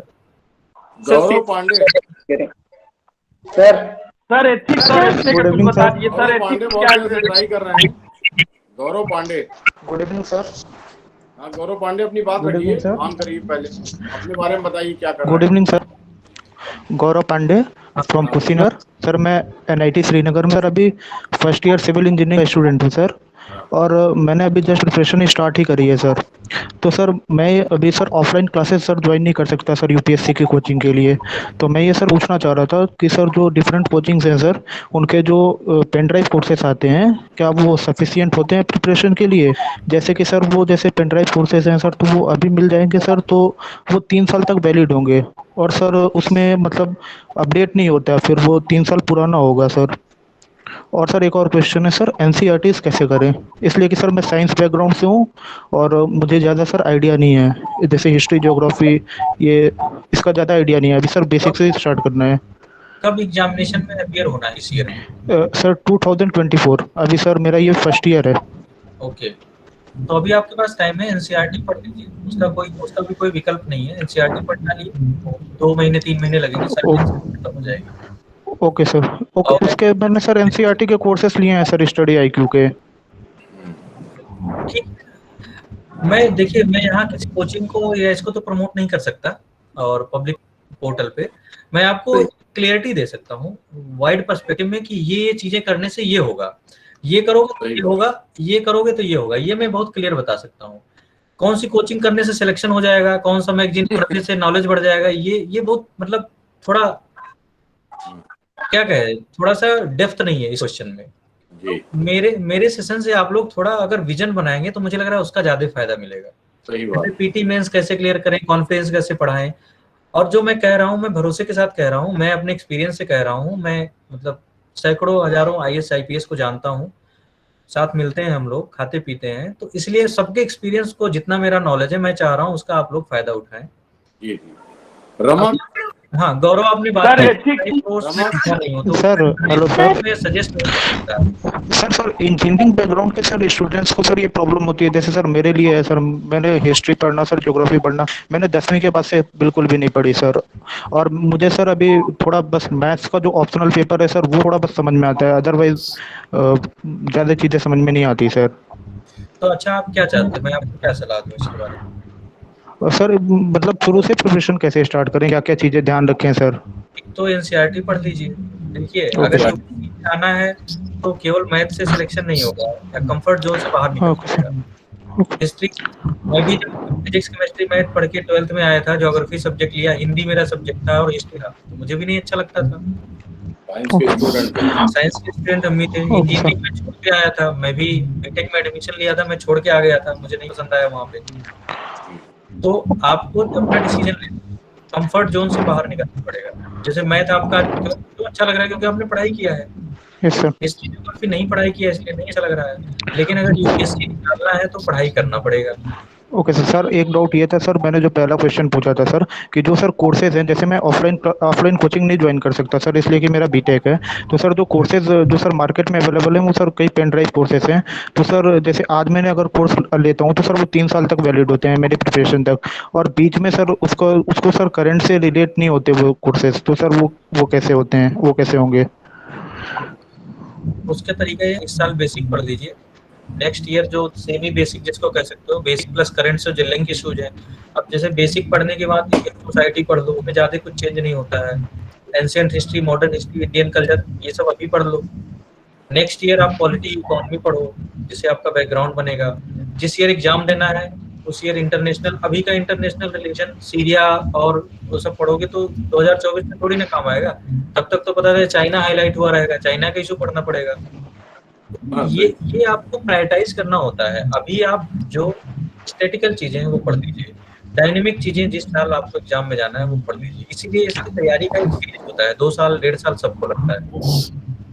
और अभी थैंक यू सीआरटी से शुरुआत। हेलो सर, मेरा एक क्वेश्चन है। Good evening sir. एक प्रश्न का मेरे उत्तर सर, एथिक्स और क्वेश्चन। हेलो सर, ट्रांसलेट वाली समस्या बता दीजिए। सर खुशी, एक बार सर मेरा नाम खुशी, हाँ बोलिए। सर मेरा नाम खुशी तिवारी है, सेकेंड ईयर इलाहाबाद यूनिवर्सिटी से। सर अभी मैंने अपना प्रश्न बेसिक से स्टार्ट करा है, तो कनेक्टिविटी बड़ी पुअर है उधर, आवाज नहीं आ रही है, बोलिए। आवाज नहीं आई, कट कर रही है सर अभी मैंने अपना खुशी आपकी बेटा कनेक्टिविटी तुम्हारी पुअर है, आवाज नहीं आ रही इधर। Good evening sir. Sir I am Raj Singh from Jaunpur also. Sir Braj Kishore. Sir good evening to all. अपनी बात रही, उसके बाद ब्रज किशोर। सर मैं Ramakant Yadav, BA second year Allahabad university से। सर मेरा क्वेश्चन था कि सर हम सेकेंड ईयर का स्टूडेंट है बीए का, तो सर अपना ऑप्शनल सब्जेक्ट को कैसे हम ये तैयार कर सके सर अभी से? अगर हम मेरा ज्योग्राफी से ही हम ऑनर्स कर रहे हैं बीए में, तो हम अपना ऑप्शनल सब्जेक्ट ज्योग्राफी रखना चाहते हैं, तो अपना ये सब्जेक्ट ऑप्शनल पेपर को कैसे अभी से मतलब बेस्ट कर सके, बाद में इसमें हम मेहनत कम करना पड़े। और एक और क्वेश्चन तो सर कि मैं करंट अफेयर है उसमें हिंदू पढ़ते वक्त बहुत सारा कठिनाइयां होती है सर, उसमें वर्ड ज्यादा यूज होती है, तो करंट को मैं कैसे समस्या का समाधान कर सकूं? डिक्शनरी का यूज करो। रमाकांत, बीच में आपका क्वेश्चन क्लियर नहीं है, लेकिन आपने शायद करंट अफेयर्स और इंग्लिश की प्रॉब्लम पूछी है। नो सर, ज्योग्राफी मैं बीए सेकेंड ईयर से हूँ अभी, ज्योग्राफी ऑनर्स से मैं बीए इलाहाबाद यूनिवर्सिटी से में हूँ। तो सर मैं अपना ऑप्शनल सब्जेक्ट कैसे तैयार कर सकता हूँ? आपकी वॉइस ब्रेक हो रही है। ऑप्शनल हेलो, ऑप्शनल सब्जेक्ट ऐसे तैयार करें, बीए सेकेंड ईयर में है अभी से क्या पढ़ सकते हैं, क्या स्ट्रेटजी बना सकते हैं। और साथ में हिंदू अखबार पढ़ने में इनको थोड़ी दिक्कत आती है, तो अपनी अंग्रेजी कैसे सही करें। रमाकांत, ऑप्शनल ठीक है, सेकेंड ईयर में है अगर आप, तो एक तो अपना जो बीए का कोर्स है वो तो करना ही है, आपको अच्छे नंबर से पास होना है, उसको मत छोड़िए। आप एक बार सिलेबस देखा अपने ज्योग्राफी ऑप्शनल का सिलेबस देख लिया, यूपीएससी का और यूपीपीसीएस का? तो सर पूरा तरह से नहीं देखा हूँ, लेकिन कुछ पॉइंट देखा हूँ सर, इससे से रिलेटेड है। हाँ, तो वो काफी कुछ सिमिलर है, हमारे जो इलाहाबाद यूनिवर्सिटी का डिजाइन हुआ है कोर्स, वो काफी कुछ सिमिलर है, यूपीएससी और यूपीपीसीएस से मैच करता हुआ है। जी सर, उसको ठीक से सिलेबस का भी अध्ययन करिए और किस तरह से पढ़ना है, ठीक है। उसके बाद ब्रज किशोर कुछ पूछना चाह रहे हैं। ब्रज किशोर भी बता दीजिए सर, हम काफी टाइम से तैयार कर रहे हैं सर। एक बार सर एथिक्स और एस्से पे बात दीजिए सर, थोड़ा सा रुक जाइए, जरा ब्रज किशोर को पूछ लेने दो। रोहित तुम एक बार वो यही क्वेश्चन पूछ लेने दीजिए बस। हाँ बताइए, अच्छा पूछ लीजिए। चलिए सर, एथिक्स के लिए क्या अप्रोच हो और एस्से के लिए क्या अप्रोच हो, जो नंबर लेनी है? एस्से के लिए एथिक्स और एस्से। एथिक्स और एस्से, यस सर। अच्छा उसके लिए क्या अप्रोच अपनाया जाए, जो क्योंकि एथिक्स के लिए कोई बुक भी कुछ मतलब कुछ है भी नहीं। रोहित बोल रहे हो, Rohit Mishra? Yes sir. Ethics में प्रॉब्लम क्या है ये बताइए, तब मैं ज्यादा अच्छा बता पाऊंगा। अप्रोच हमेशा उसमें सब्जेक्टिव अप्रोच है, और कहीं ना कहीं क्रिटिकल थिंकिंग ज्यादा इंपॉर्टेंट है एथिक्स में। वो आपका सोच जानना चाहते हैं कि आप कैसे सोचते हैं। सर जैसे सर केस स्टडी है या डायरेक्ट क्वेश्चंस हैं कि लोक सेवा में क्या क्या गुण होने चाहिए, या इसी तरह के जो क्वेश्चंस हैं उसको कैसे फ्लो दें, जैसे हम पारदर्शिता को पहले दे रहे हैं या दृढ़ निश्चय को बाद में दे रहे हैं, ईमानदारी को उसके बाद दे रहे हैं, तो क्या सिक्वेंस होना चाहिए। जैसे समझ तो आता है एक्चुअल में क्वेश्चन क्या पूछ रहा है, क्वेश्चन की डिमांड क्या है वो समझ आता है, लेकिन डिमांड को किस सिक्वेंस में फुलफिल करें ये जानना चाहते हैं। ये फिर वही अभी एक क्वेश्चन का जवाब दिया था कि हर क्वेश्चन की डिमांड अलग अलग होती है। आपका नॉलेज वही रहता है, एक ही नॉलेज को अलग अलग तरीके से इस्तेमाल किया जा सकता है। ठीक है, तो क्वेश्चन ने क्या पूछा है, क्या वो जानना चाहता है, या किस एंगल पे फोकस है, इससे हमेशा ध्यान दिया जाता है। सर क्या जीएस के अप्रोच से उसको हम उसको अप्रोच करेंगे क्या? वो आपकी नजर में जीएस का अप्रोच क्या है? मतलब जीएस का अप्रोच और एथिक्स का अप्रोच दोनों अलग है आपके हिसाब से, तो जीएस का क्या अप्रोच है तो मैं बता दूं अभी।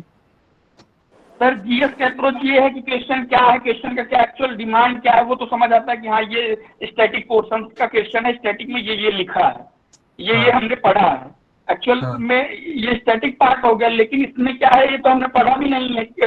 जो एथिक्स का पेपर है तो हम क्या लिख रहे हैं? एथिक्स पढ़ने वाली चीज है। अगर माइंड में कंफ्यूजन है तो ये थोड़ा सा इसको दूर करिए। एथिक्स में भी उसमें कॉन्सेप्चुअल चीजें हैं, वो आपको पढ़नी पड़ेंगी। मोरलिटी क्या होती है आप अपने मन से थोड़ी डिसाइड करेंगे, जो गांव की भाषा में मोरलिटी है वो नहीं है। मोरलिटी की एक परिभाषा है, एक डेफिनेशन है। एथिक्स पूरा एक साइंस है, एथिकल साइंस एक ब्रांच है स्टडी की। तो एथिक्स क्या होती है, मोरलिटी क्या होती है, ये आपको पढ़ना पड़ेगा। ईमानदारी नहीं, मेरी बात सुन लीजिए। ईमानदारी वर्ड की एक परिभाषा होती है। ईमानदारी को आपको डिफाइन करना है तो अपने मन से थोड़ी लिख देंगे कि मैं झूठ नहीं बोलता इसलिए मैं ईमानदार हूँ, ऐसा सत्यनिष्ठा की एक परिभाषा है। तो एथिक्स को पढ़ना नहीं है, ये वाला जो कंफ्यूजन है ये दूर करिए। उसका 50% ऑफ द पार्ट आपको स्टडी करना है और उसमें अपना दिमाग बिल्कुल नहीं लगाना है। वो आपको जो बुक्स हैं जो उसमें डिफाइंड है एथिक्स क्या है, उसके जो कीवर्ड्स हैं उन सबकी डेफिनेशन है, वो आपको पढ़ना पड़ेगा, और बहुत माइन्यूट डेफिनेशंस है। जब आप वो कर लेते हो अपने अंदर, फिर आप केस स्टडी सॉल्व करोगे। और स्टडी हमेशा डिमांड बेस्ड होता है कि वो क्या पूछा। जैसे आपने पूछा ना कि सत्यनिष्ठा को पहले रखें, ईमानदारी को रखें, नैतिकता को रखें, ये केस स्टडी में किस पर्सपेक्टिव में पूछा गया है। जैसे आपका पोस्ट ऐसी है, उसमें मान लो कोई ऐसी पोस्ट दे दी गई, डीएम की पोस्ट है, एसपी की पोस्ट है, तो सत्यनिष्ठा वगैरह वहां ज्यादा इंपॉर्टेंट हो जाती है। लेकिन वो पोस्ट पे डिपेंड करेगा किस पोस्ट के लिए पूछ रहा है। इसीलिए यूपीएससी का एग्जाम एक मैच्योरिटी के बाद क्यों निकलता है कि आपको ना नीर क्षीर विवेक एक शब्द होता है, अगर जानते हो कि दूध और पानी को मिला के रख दिया गया, आपको उसको अलग करने आना चाहिए।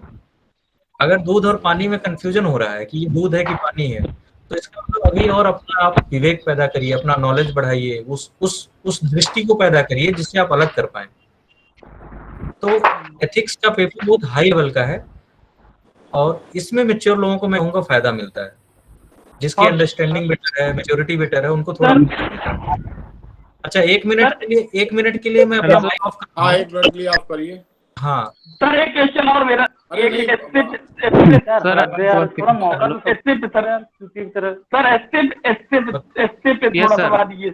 सर सबको मौका मिलना चाहिए पूछने के लिए सर।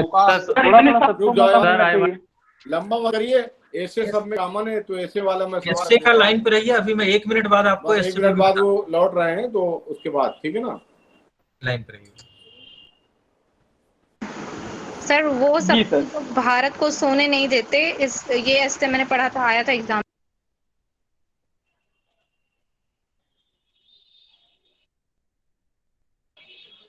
सर एक बार हमको भी क्वेश्चन पूछना। बस रुक जाइए, बस वो ऑफिस में बैठे हुए हैं, कोई हमको लगता सामने आ गए हैं। आप लोग जो है किसी भी सवाल में कई सवाल मत मिलाया करिए, 1 बाय 1। अभी जैसे ब्रज किशोर हैं, उसके बाद अंकितेश हैं, अवनीश हैं, सर मैं मैं भी सर सर मुझे सर बहुत सर इम्पोर्टेंट मेरा बातें एक हो रही क्वेश्चन हैं। है सर आपसे। हाँ बताइए। सर जैसा कि सर आप अपने करियर में सर किसी न किसी ऐसे टीचर्स मिलोगे जिन्होंने सर यूपीएससी में ज्योग्राफी ऑप्शनल की हो सकता है कॉपी चेक किया हो। सर हाँ आज सर 3-4 इयर्स का एक्सपीरियंस ये रह रहा है कि सर ज्योग्राफी ऑप्शनल के number of candidate sir approx 2.5 के स्टूडेंट्स पढ़ते हैं हर साल। हाँ और सर जितनी सिलेक्शन लगभग sir 30 to 35% mean approx 200 to 500 students का हो पाता है। और सर टॉप 100 में अगर ज्योग्राफी ऑप्शनल देखा जाए सर तो टॉप 10 में तो केवल 1 मिलते हैं, बट टॉप 100 में सर मिल जाते हैं 10-20 स्टूडेंट। बिल्कुल ठीक है। सर तो वो मार्किंग सर मतलब मार्किंग का मतलब कि सर कैसे होता है सर, क्योंकि कहते हैं कि पेपर 1 को पेपर 2 में मिला के लिखिए, अब पेपर आप 2 में मेरी बात पेपर सुन 1। लीजिए। अब जी मैं सर। आपने ऐसी बहुत इम्पोर्टेंट सवाल पूछा है।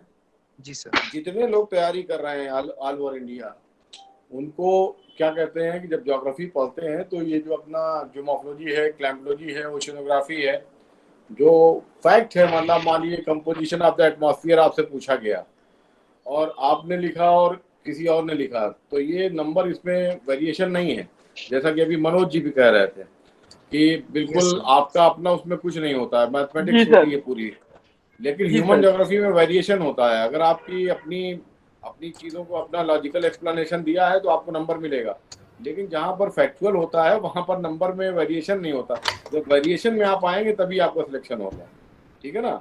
तो आमतौर से ज्योग्राफी में लोग अपियर तो करते हैं, लेकिन उसकी अप्रोच, अभी एक कोई स्टूडेंट थे जो पूछ रहे थे कि खंड का से 2 सवाल करें और खंड खा से अगर 3 सवाल कर लें तो फर्क पड़ेगा। ये बात सही है कि खंड का से आपने 2 सवाल लिए तो सभी खंड का से 2 सवाल लेते हैं, लेकिन सर आ गए हैं। जी सर। हाँ आ गए। जी जी हेलो सर। हाँ बताइए, एससे पे क्या था? सर मेरा क्वेश्चन थोड़ा ऐसे वाला सवाल चल रहा था। एससे वाला सुन लीजिए, सबके लिए काम का है जितने लोग लाइन पे हैं। अगर यूपीएससी में भी जाना चाहते हैं या पीसीएस में, दोनों।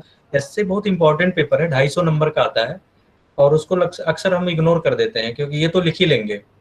तो उसमें भी ये आप जितने जीएस में पढ़ते हैं आपका ऑप्शनल है और जीएस है, ये सब का नॉलेज वहाँ काम आता है। एससे के लिए तो अलग से कुछ कर नहीं सकते, प्रैक्टिस थोड़ा करना होता है।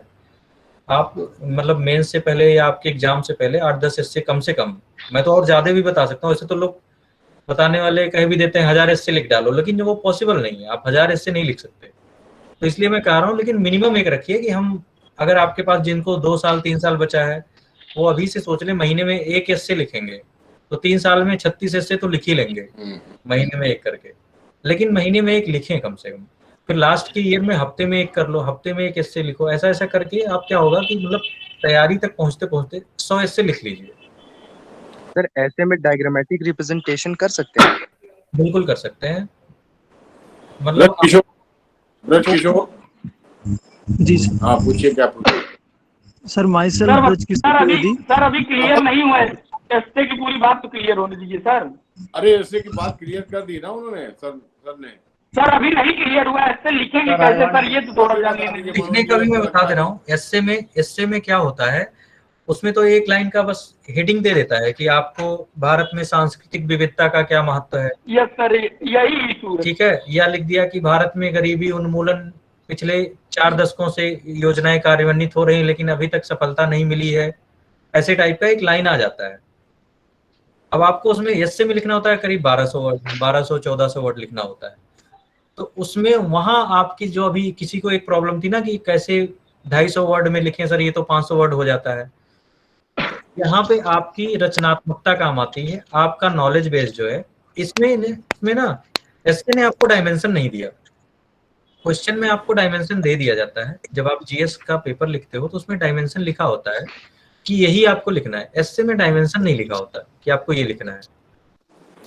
एससे एक वाइड बाउंड्री लेस हेडिंग बना के छोड़ दिया जाता है। आप अपना पूरा जितना आपको स्किल है, जो भी गेम आता है, छक्का चौका सिंगल दुग्गी जो भी मारने आता है, आप सारे गेम खेलो उसमें। वहां आपको अपना डायमेंशन खुद क्रिएट करना होता है।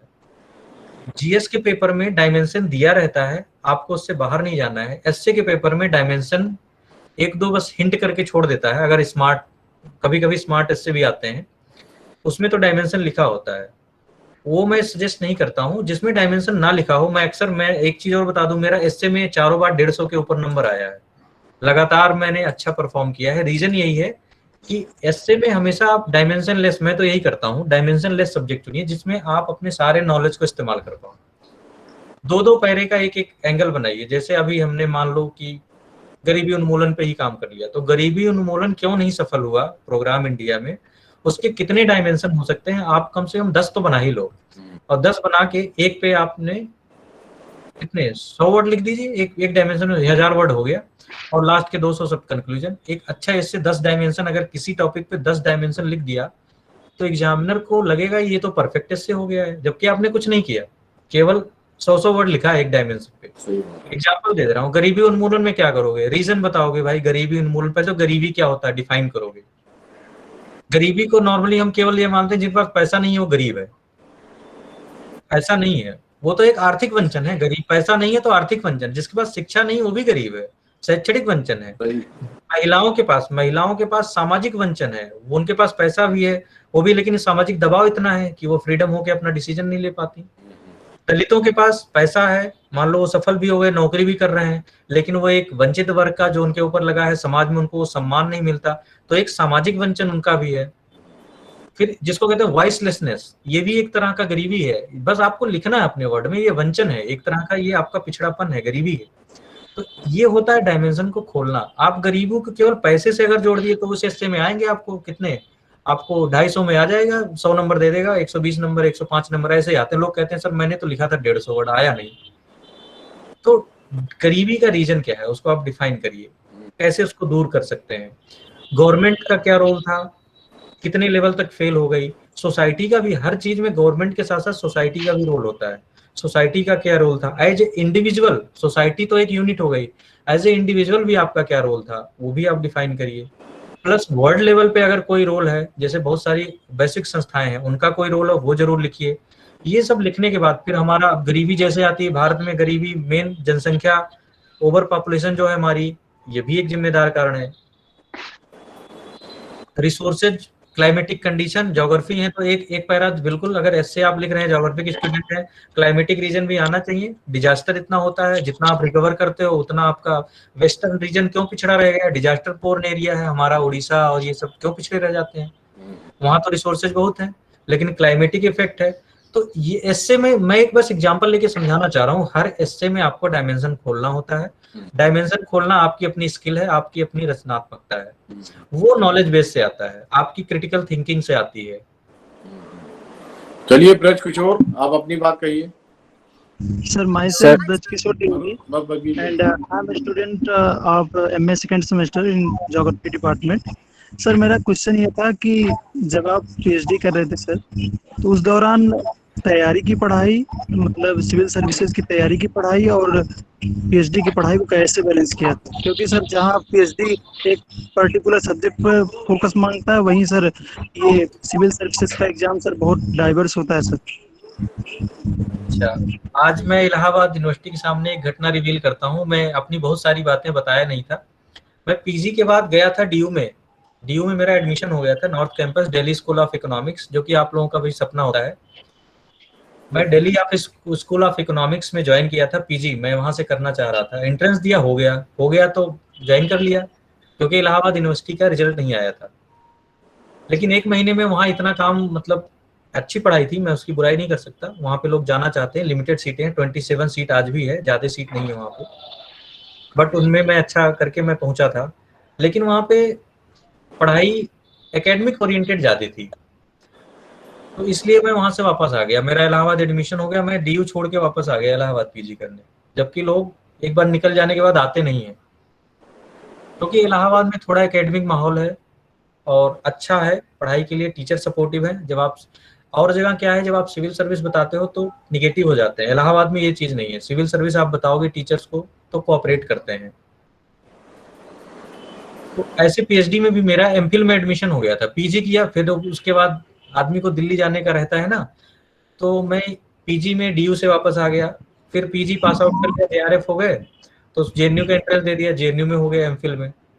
वहां भी गया मैं, एक साल वहां पे रहा, वहां भी यही प्रॉब्लम आई, वहां पे मैनेज नहीं हो पा रहा था। गाइड हमारे जो थी मैडम, उनको अच्छा नहीं लगा मैं सिविल सर्विस, तो मैं वहां भी छोड़ दिया।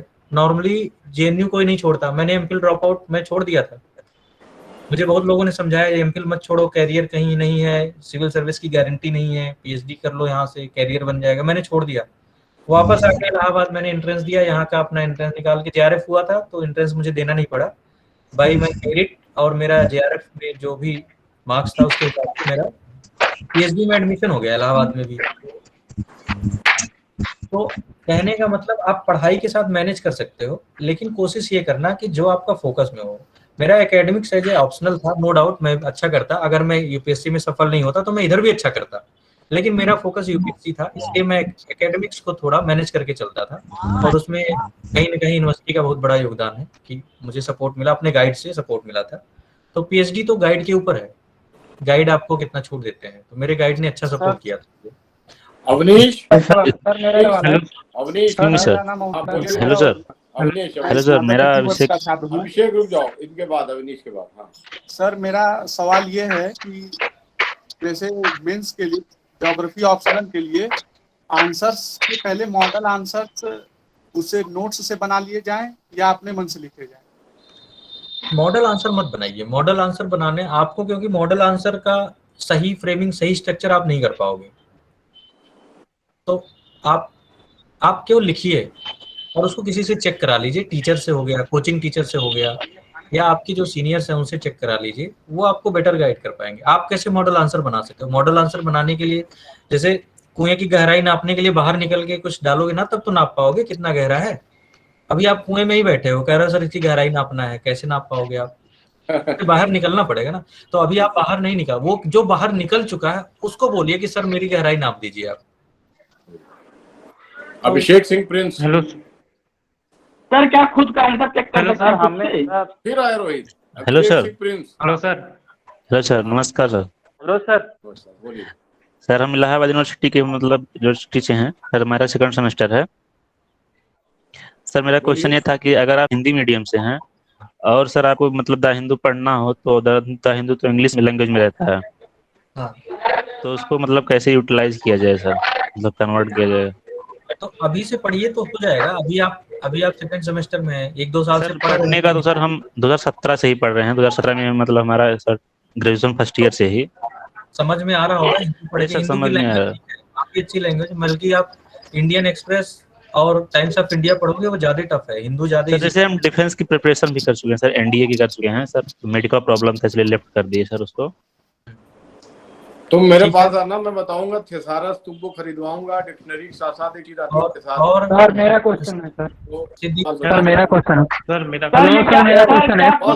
खुद का नहीं चेक कर सकते? बिल्कुल कर सकते हैं। ऐसा है कि फिर 2 या 3 प्रश्न लेंगे, उसके बाद सर ये कैसे मेरा क्वेश्चन है, सही चेक कर रहे हैं कि नहीं? सर मेरा क्वेश्चन है। बेटा रोहित, आप अपना मेरा क्वेश्चन था sir, UP sir Hindi medium वाले लड़के होते हैं, नीरज को सवाल पूछने दीजिए। उसमें ये होता है कि सर उसमें सब्जेक्ट सिलेक्शन, सर ऑप्शनल के लिए सब्जेक्ट सिलेक्शन कैसे डिफाइन किया जाए? सर जैसे इंटरेस्ट बेस्ड कुछ लोग होता है उसको कर लेते हैं, और सर कुछ लोग होता है कि मार्किंग बेस्ड होता है, तो सर एक किस हद तक सही होना होगा ऑप्शनल सब्जेक्ट सिलेक्शन के ना? मैं बहुत सारे पॉइंट हैं, 8-9 है, मैं आपको 3-4 इंपॉर्टेंट जो है वो बता देता हूँ। जैसे एक तो होता है, आप यूपीएससी का पैटर्न देख लो, सबसे इंपॉर्टेंट यही है। हिंदी मीडियम में अगर आप देना है तो हिंदी मीडियम में किस सब्जेक्ट से अच्छे नंबर आ रहे हैं, वो जब रिजल्ट निकलता है, लोगों की मार्कशीट आती है, उस समय थोड़ा अटेंटिव रहिए। आप देखिए, पैटर्न एनालिसिस करिए कि किसके मार्क्स अच्छे आ रहे हैं।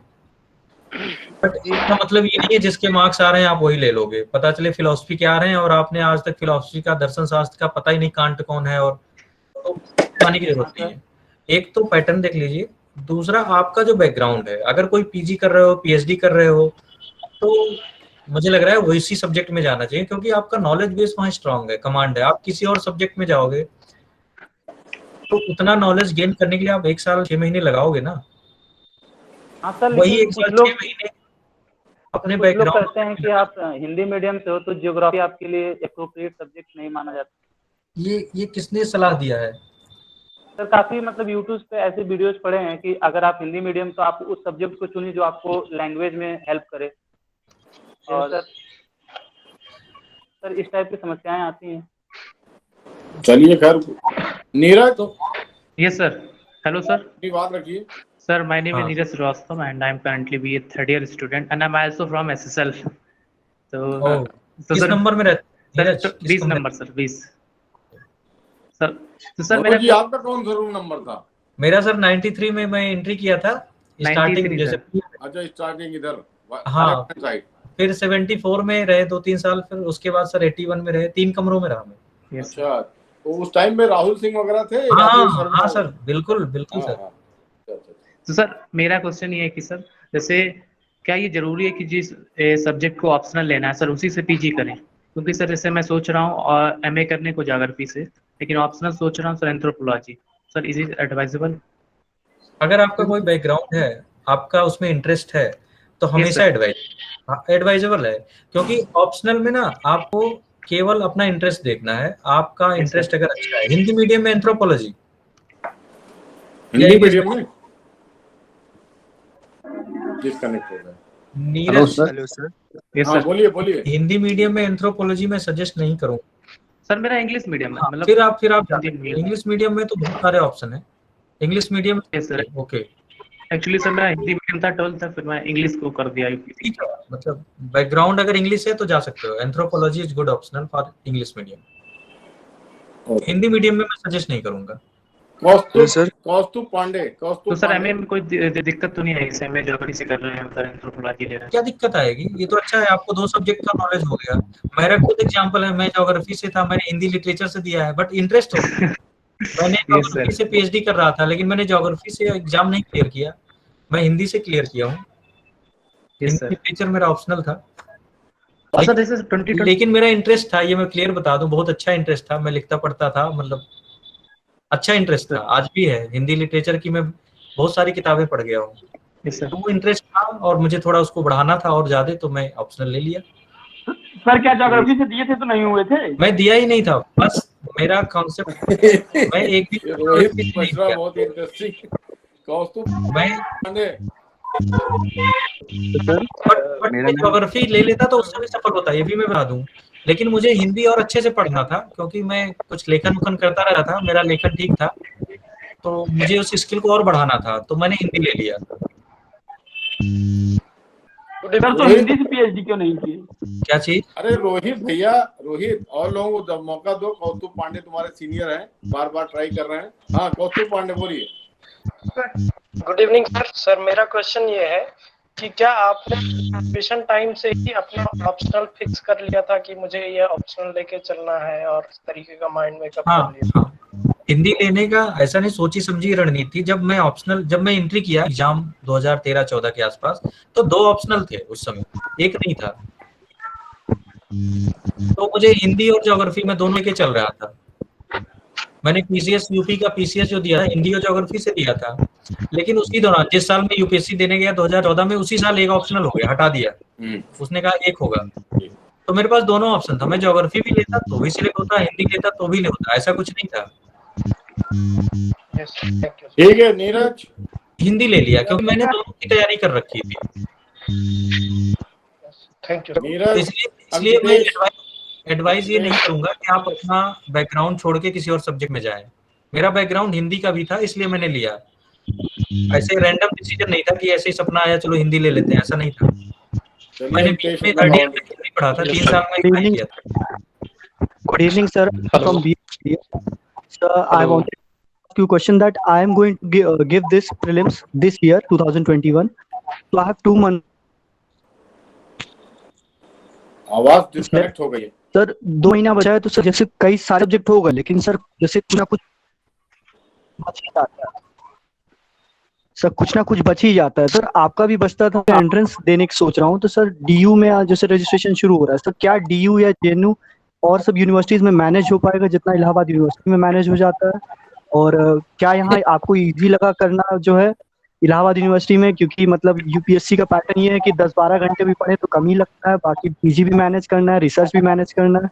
और सर तीसरा क्वेश्चन ये कि सर जैसे ये प्रीलिम्स में इतना मतलब अनकन्वेंशनल रहता है और अनएक्सपेक्टेड क्वेश्चंस रहता है। जैसे आपने 2016 और 17 दिया तो वो बहुत ही अनएक्सपेक्टेड क्वेश्चंस और अनकन्वेंशनल था, और 2019 2020 पिछले साल वाला भी काफी अनकन्वेंशनल था, अनएक्सपेक्टेड क्वेश्चंस आए थे। सर जैसे ही मुझे सबसे बड़ा हर्डल प्रीलिम्स लगता है सर, भले ही सब कुछ तैयार है लेकिन फिर भी लगता है कि कहाँ से क्या क्वेश्चन आए। अच्छा, लगता नहीं है, पहली बात तो सबसे बड़ा सर आपने 4 बार क्वालिफाई किया है, एग्जाम प्री भी ठीक सर है। आइस रहेगा कि सर कैसे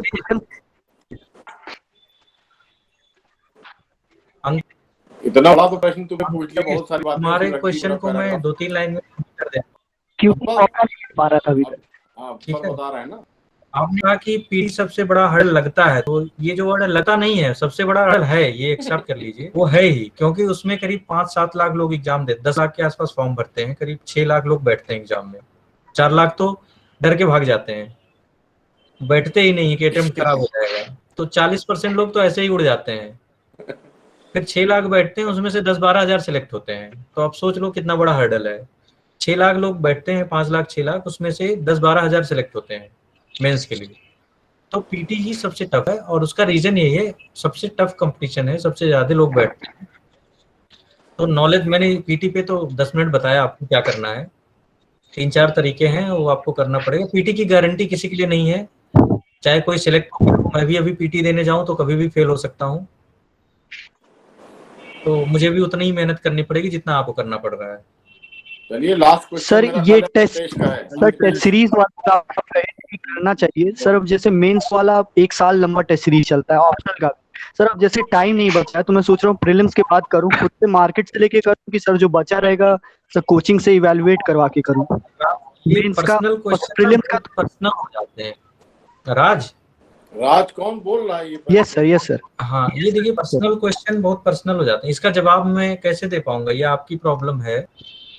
सर मैं आप गवर्नमेंट के फेवर में नहीं जा सकते। हाँ, लेकिन मैं क्या करूं, मैं एक वे आउट बता सकता हूँ कि हाँ इसको ऐसे सॉर्ट आउट कर सकते हो, करना आपको है। अब आपको लगता है कि सफिशिएंट टाइम है तो मेंस ज्वाइन कर लीजिए, नहीं लगता तो पीटी पे फोकस करिए, क्योंकि पीटी निकलना सबसे जरूरी है। अच्छा सर पीजी और PG में मैनेज हो गया तो सर आपका, जैसे डीयू और जेएनयू में मैं नहीं जाऊं, एयू में कर लूं, ज्यादा ठीक रहेगा। आपको देखिए यूपीएससी देने के लिए कहीं भी रहना है, रूम में बैठ के पढ़ना है। डीयू में भी रहेंगे तो रूम में ही बैठ के पढ़ेंगे, एयू में भी रहेंगे रूम में बैठ के पढ़ेंगे, डीयू में भी वही सविंदर संघ वाली किताब सर की चलती है, वही सारी कॉपी पढ़ाई जाती है। और मैं तो ये जानता हूँ सविंदर संघ वाली किताब साउथ इंडिया में भी चलती है सर की किताब। बिल्कुल। मैंने सर कई मित्र साउथ इंडिया के हैं ज्योग्राफी ऑप्शनल वाले, वो आज भी सविंदर सिंह पढ़ते हैं, जब तैयारी करते थे तब भी वही पढ़ते थे। तो बुक्स तो सर की ही पढ़नी है। हेलो सर, आपको कहाँ से करना है वो बस डिसाइड करिए। डीयू से पीजी करना है डीयू चले जाइए, ऐसा है सर ऐसे तो सवाल खत्म ही नहीं होगा। सर मुझे आप लोग पूछने बीच दीजिए। में बोलिए। सर मेरा हाँ, क्वेश्चन बस एक आदमी यस बोलने का अंकितेश सर यस सर सर मुझे मेरी बात सर चाहे हेलो। जितना पढ़ ले कुछ ना कुछ छूट ही जाता है, जैसे इकोनॉमी छूट जाता है सर। राज तो क्या आपका भी सर छूट, आप कैसे मैनेज करते हैं? अब बस करिए अंकितेश को पूछने यस के सर लिए। Yes sir. अंकितेश मैं सब लोगों देखिए Yes, sir. ठीक है, ये ठीक है। कहना चाहता हूँ अंकितेश Thank you, थोड़ा सा सवाल पूछिए कि अपना थोड़ा बेसिक। और क्वेश्चन पूछें जिसे मैं सही जवाब दे पाऊँ, जिससे बस अंकितेश और अंकितेश के बाद शिवांगी मिश्रा क्या नाम बहुत ज्यादा पर्सनल बस दो सवाल अंकित सर। और Ankit Mishra. Hello hello party sir. हाँ अंकितेश बोलो। Good evening Ankitesh, sir. Ankit हाँ good Shivangi Bharti, I am बस इसके अंकितेश अलावा और कोई सवाल नहीं फ्रॉम होगा। जौनपुर, graduated हाँ, from बोलिए, University बोलिए। of Allahabad. My question is, sir, what was inspiration of your to become an IAS officer? As per your inspiration, what are the challenges coming during the services? अच्छा सवाल पूछा है तुमने। हाँ अच्छा सवाल है। Ankitesh right, From Jaunpur. Ankitesh first of all inspiration always lies between us. हमें कहीं बाहर से इंस्पिरेशन नहीं लेना है। बाहर का इंस्पिरेशन हफ्ते 15 दिन चलता है, 15 दिन भी नहीं चलता, 2 दिन चलता है, वो गुब्बारे की तरह फट जाता है। तो इंस्पिरेशन आप अपना बनाइए। आपको क्या करना है, अगर केवल लिवलीहुड के लिए आ रहे हैं तो फिर बहुत सारे ऑप्शन हैं। आप कहीं भी प्राइवेट सर्विस ज्वाइन कर लीजिए, इससे अच्छी सैलरी मिल जाएगी।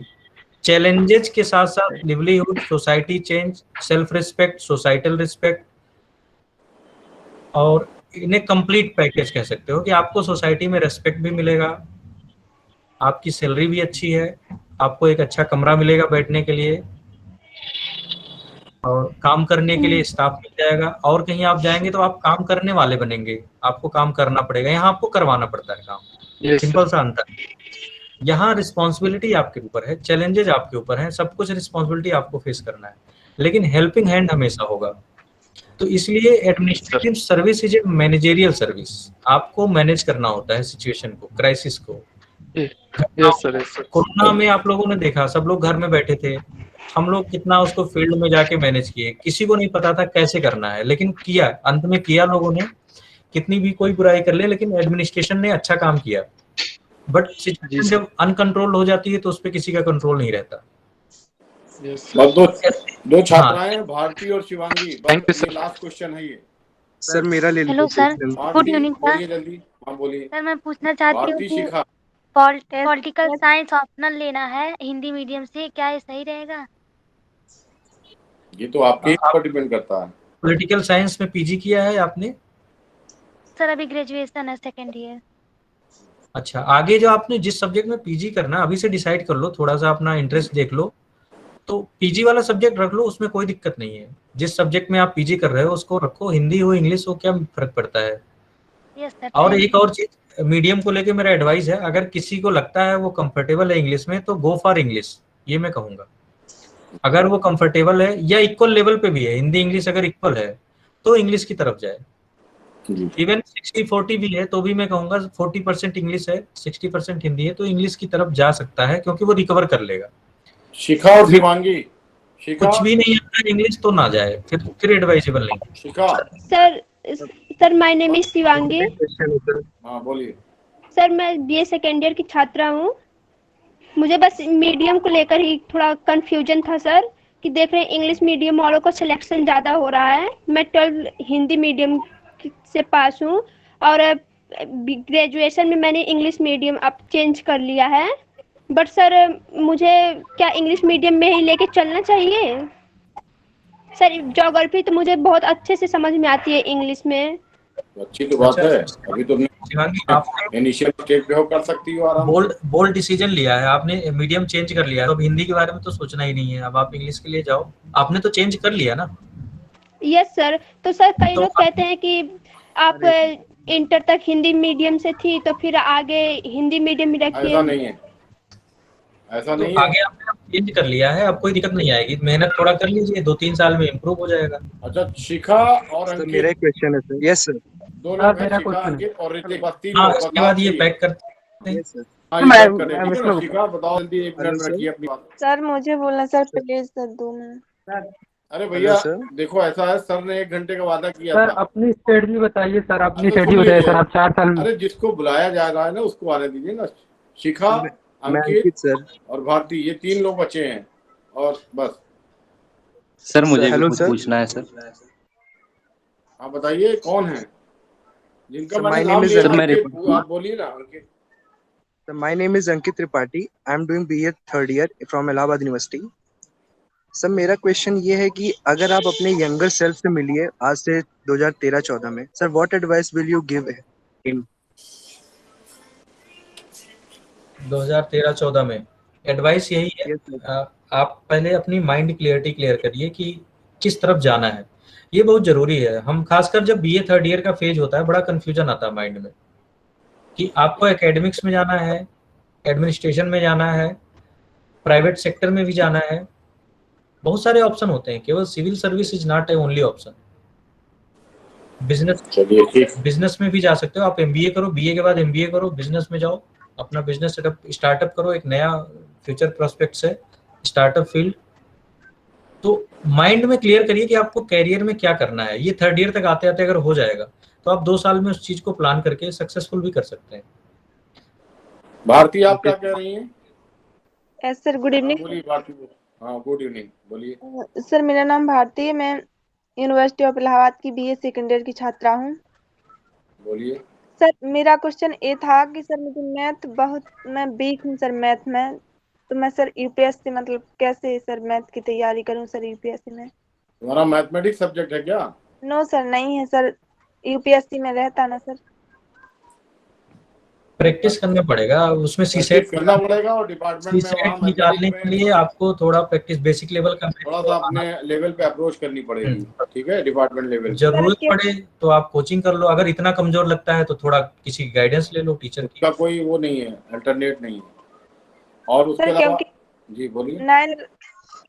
सर 9th से सर आरटी से पढ़े हैं तो सर उतना नहीं आता समझ में, और सर गांव में भी अभी तो कोचिंग का कुछ हो नहीं फिर भी लेकिन मैथमेटिक्स पढ़ाने वाले गांव में आपको मिल जाएगा, ऐसा नहीं है। बेसिक मैथमेटिक्स वहाँ पर बहुत अच्छी है।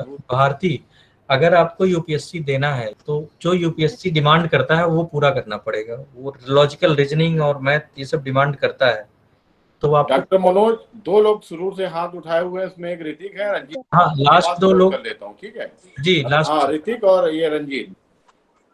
सर मैं विष्णु गुप्ता मैं। Hello sir, good evening sir. Hrithik, मेरा नाम ऋतिक कुमार हुआ, फ्रॉम बिहार, इलाहाबाद यूनिवर्सिटी का भी सेकेंड ईयर का छात्र हूँ सर। सर मेरा क्वेश्चन था कि स्टेट पीसीएस और यूपीएससी की तैयारी दोनों साथ साथ कैसे की जाए? दोनों किस चीज की?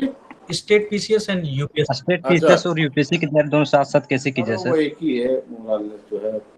यूपी का मुझे पता है, बिहार का मैंने कभी एग्जाम नहीं किया ना, मैंने कभी देखा है। अगर वहां भी सेम सब्जेक्ट हो, सेम पैटर्न हो तो कोई दिक्कत नहीं। यूपी और यूपीपीएससी का किया जा सकता है, कोई बहुत डिफरेंस नहीं है, केवल क्वेश्चन के पूछने के पैटर्न में डिफरेंस है। यूपीएससी थोड़ा ब्रॉड लेवल पे जाके पूछती है, डेप्थ रहता है क्वेश्चन में। पीसीएस में मतलब उतना डेप्थ नहीं है, अभी थोड़ा इंप्रूव हो रहा है। तो आपकी तैयारी में कोई डिफरेंस नहीं है, सेम चीज पढ़ना है, केवल थोड़ा सा लिखने के लेवल पे आपको क्वेश्चन की डिमांड देखनी है। इसलिए तैयारी में कोई अंतर नहीं है, लिखने में अंतर हो सकता है। तो तैयारी आप सेम है। लास्ट क्वेश्चन रंजीत का। रंजीत ना हो तो शिखा। Good evening. अनम्यूट करिए। Sir can I ask? Yes. Good evening, sir. Sir, I'm PG final semester student from the University of Allahabad. Sir, after hearing that you leave DSP, it's a very courageous decision and full of belief on your dream. Sir, I really wanted to know that how was your interview? I mean, your camera on करिए शिखा, कौन है आप जरा बोलिए। हाँ Yes, sir. पूछिए अब अपनी बात। Sir, please share your interview experience with us and please guide us regarding that. Shikha, my interview is very cordial and supportive with you interview members. And during my first attempt, when I got selected with rank of 305, it was very pleasant environment. And the interview would ask about my hobby, basically my hobby, Hindi literature subject. Basically, my hobby is playing cricket and watching Hindi cinema. Listen, very specific. I am not writing there Bollywood movies or Hollywood movies. I am writing there watching Hindi cinema. This is very specific.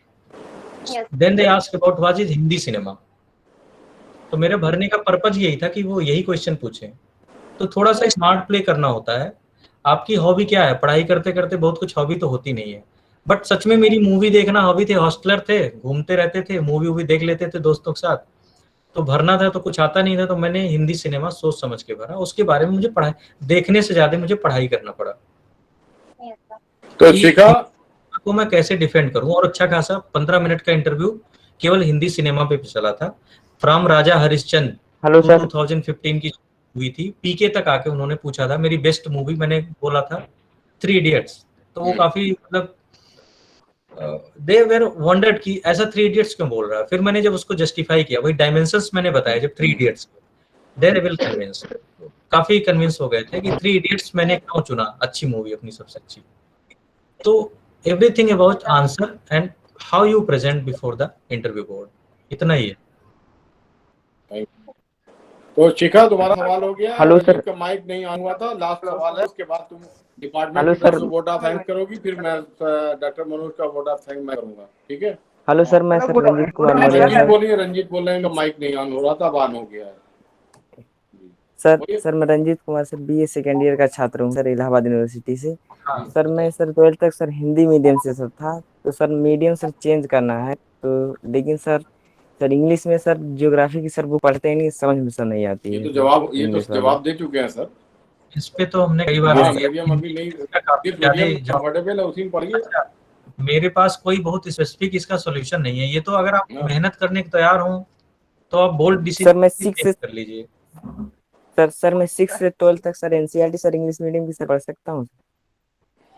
बिल्कुल पढ़ के try कर लीजिए। अगर आपको लगता है किसी ने रोका है क्या पढ़ने के लिए, पढ़िए पढ़िए, एकदम, और ठीक है? लगता है कि हम कर लेंगे तो फिर आप चेंज भी कर लीजिए, अभी टाइम है। शिखा डिपार्टमेंट की तरफ से, और Thank you, ये आप sir. बताइए कि आप लोगों को क्या क्या फायदे हो रहे हैं इस प्रोग्राम से, और सर का वोट ऑफ थैंक करिए, उसके बाद मैं धन्यवाद ज्ञापन करूंगा, ठीक है? Good evening sir. सर मैं विष्णु गुप्ता, अरे ये बीच में सेकंड ईयर बताओ। इलाहाबाद में। कौन बोल रहे हैं बताइए? सर विष्णु गुप्ता, मुझे एक क्वेश्चन पूछना था। हाँ बोलिए। अब सर, ये मेरा क्वेश्चन था, मैं विष्णु, हाँ विष्णु बताइए, जल्दी बोलिए। हाँ सर, कह रहे बीए सेकंड ईयर के हम स्टूडेंट हैं तो सर इलाहाबाद यूनिवर्सिटी से। तो सर पूछा ये था कि सर यूपीएससी की तैयारी के लिए एकेडमिक के साथ हम कैसे लेकर चलें सर, कहाँ से अरे स्टार्ट? ये कितने कॉमन क्वेश्चन है, तुम सुन नहीं रहे थे लगता।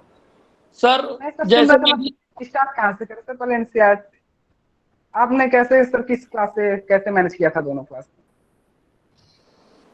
इन्होंने तो बताया, उस टाइम नहीं थे क्या सर? पीएचडी के साथ सर जैसे मेरी हॉबी है ताश खेलना, तो क्या लिख सकते हैं सर उसमें? नहीं ऐसा कुछ मत लिखिए। ताश खेलना या लूडो खेलना या कंचे वही जरा कल डिपार्टमेंट घूम जाना थोड़ा 11 बजे। अच्छा, उसमें प्लेइंग कार्ड लिख सकते हैं सर, स्पेसिफिक गेम लिख सकते हैं उसमें। बेटा कह तो रहा हूँ कल जरा सा 11 बजे आ जाना थोड़ी देर के लिए डिपार्टमेंट। सर मतलब एक प्लेइंग कार्ड इंग्लिश में उसको लिखते हैं सर। Rohit yes sir. आप किसी हॉस्टल में रहते हो? जी सर। हाँ रहता है। वो मैं कैसे जान गया बताओ? ये प्लेइंग कार्ड की वजह से। नहीं आपका एटीट्यूड, अगर आप सच में सिलेक्ट होना चाहते हैं तो लीव दिस एटीट्यूड। आप कैजुअल नहीं हो सकते हैं। इंटरव्यू बोर्ड के सामने आप कहो मैं ताश खेलता हूँ, मैं कंचे खेलता हूँ, तो आप ये मेरा हॉबी है तालाब में भैंस को नहलाना, तो मतलब फिर आप रहे हो ना। सर यूपीएससी में क्लास साइंस आती है अच्छा अगर ताश खेलना हॉबी है तो बता दो, ताश में जो इंडिया के सबसे अच्छे प्लेयर कौन है बता दो ना। हाँ बताइए सर, बताइए, आप खामोश हो गए। रोहित जी सर। ताश देखना इंडिया का सबसे अच्छा प्लेयर, इंडिया के सबसे अच्छे प्लेयर कौन है बताइए। आप खामोश हो गए। इसलिए ना हॉस्टल वाला अप्रोच छोड़ के थोड़ा सीरियस हो जाओ अगर आईएएस बनना है। जी सर। देखा सर, क्लास 10 तक की साइंस आती है, उससे नहीं लिख सकते, मतलब कुछ भी लिखेंगे ये सब नहीं। चलिए खैर, ये बहुत ही लंबा डिस्कशन है, और कभी ऑफलाइन जब होगा, ये नॉर्मल हालात हो गए तो मैं सर को फिर बुलाऊंगा। और मनोज जी, आज आपको ये एहसास हो रहा होगा कि आपको ये फीलिंग आ रही होगी। बेटा माइक ऑफ करिए, माइक ऑफ करिए। सर एक मिनट सर, सिद्दीकी सर एक मिनट सर, बता रहे हैं कुछ, सर बता दीजिए। बोलिए क्या बता रहे हैं। हॉबी पे मैं कभी थोड़ा सा खाली हो जाऊंगा, एक पूरा सेशन ले लूंगा। हॉबी बहुत हल्का टॉपिक नहीं है, और अभी के लिए इतना ही हॉबी पे कि वहां पे कैजुअल मत होइए। जैसे मूवी देखना, मैंने क्यों अपना एग्जांपल दिया, आपने शायद ध्यान से सुना नहीं। मेरी भी हॉबी थी नहीं, लेकिन मुझे एक भरना था, तो क्रिकेट खेलते थे हॉस्टल में तो उसको भर दिया, और दोस्तों के साथ मूवी देखने जाते थे उसको भर दिया। लेकिन मैंने उसको डिसेंट तरीके से लिखा कि watching Hindi cinema and playing cricket, दोनों पे क्वेश्चन आए और दोनों को मैंने अच्छे से जवाब दिया। उन्होंने मुझसे क्वेश्चन पूछा था कि इंडिया में क्रिकेट आगे कैसे निकल गया जबकि हॉकी पीछे क्यों रह गया, जबकि हॉकी में हम ओलंपिक तक में लगातार गोल्ड मेडल जीत के आए हैं 8 बिल्कुल, ये उनका क्वेश्चन था। तो इसलिए वहां एक लेवल का क्वेश्चन पूछा जाता है और एक इंटेलेक्चुअल रिप्लाई की उम्मीद करते हैं। अगर आप वहाँ कैजुअल रिप्लाई दे के आते हैं तो फिर आपसे बड़ा मतलब अपना दुश्मन कोई नहीं है। अगर आपने कैजुअल रिप्लाई दिया तो आप अपने सबसे बड़े दुश्मन हैं। तो आपने अभी जो क्वेश्चन पूछा वो बहुत अच्छा नहीं था, बट आप हमसे पूछ सकते हैं, क्योंकि मैं आपका बुरा नहीं मानूंगा, आपको सही सलाह दूंगा। नहीं, कल मैं इनको डिपार्टमेंट में बुला रहा हूँ, पूरी काउंसलिंग करूंगा मैं। और चलिए, सारे सवाल हो गए। हाँ। और मैं सर मेरा एक क्वेश्चन था। आपको ऐसा है ना, सर की मीटिंग है, सर को जाना है, और ये 1 घंटे का मैंने टाइम लिया था, ऐसे तो फिर पूछते रहेंगे, ठीक है ना। क्वेश्चन खत्म करते हैं, फिर कभी ज्वाइन करेंगे दोबारा। हाँ दोबारा ज्वाइन करेंगे और जब नॉर्मल हालात होंगे तो सर को बुलाएंगे, बाकी हम लोग हैं यहाँ पर, ठीक है। तो डॉक्टर मनोज पांडे जी, आज आपको लगा होगा कि आप अपने घर आए हुए थे, अपने डिपार्टमेंट आए हुए थे, अपनी यूनिवर्सिटी आए हुए थे, अपने शहर आए हुए थे। जी सर। और मैं छात्रों और छात्राओं को बताना चाहता हूँ कि मैंने सिर्फ एक फोन किया था, मुझे उम्मीद थी कि ये लोग इतना बिजी रहते हैं, उसके बावजूद मैंने एक फोन किया था और निवेदन किया था, और उस रिक्वेस्ट को उन्होंने तुरंत जो है स्वीकार किया। उन्होंने कहा कि मेरा अपना डिपार्टमेंट है, क्यों नहीं आऊंगा, और उसी जो टाइम उन्होंने दिया, देखिए जुड़े आप लोगों के इतने सारे सवाल, इतने ढेर सारे सवाल, मुझे लगता है कि शायद ही 1 घंटे का वादा था लेकिन 2 घंटे से ज्यादा हो गया है।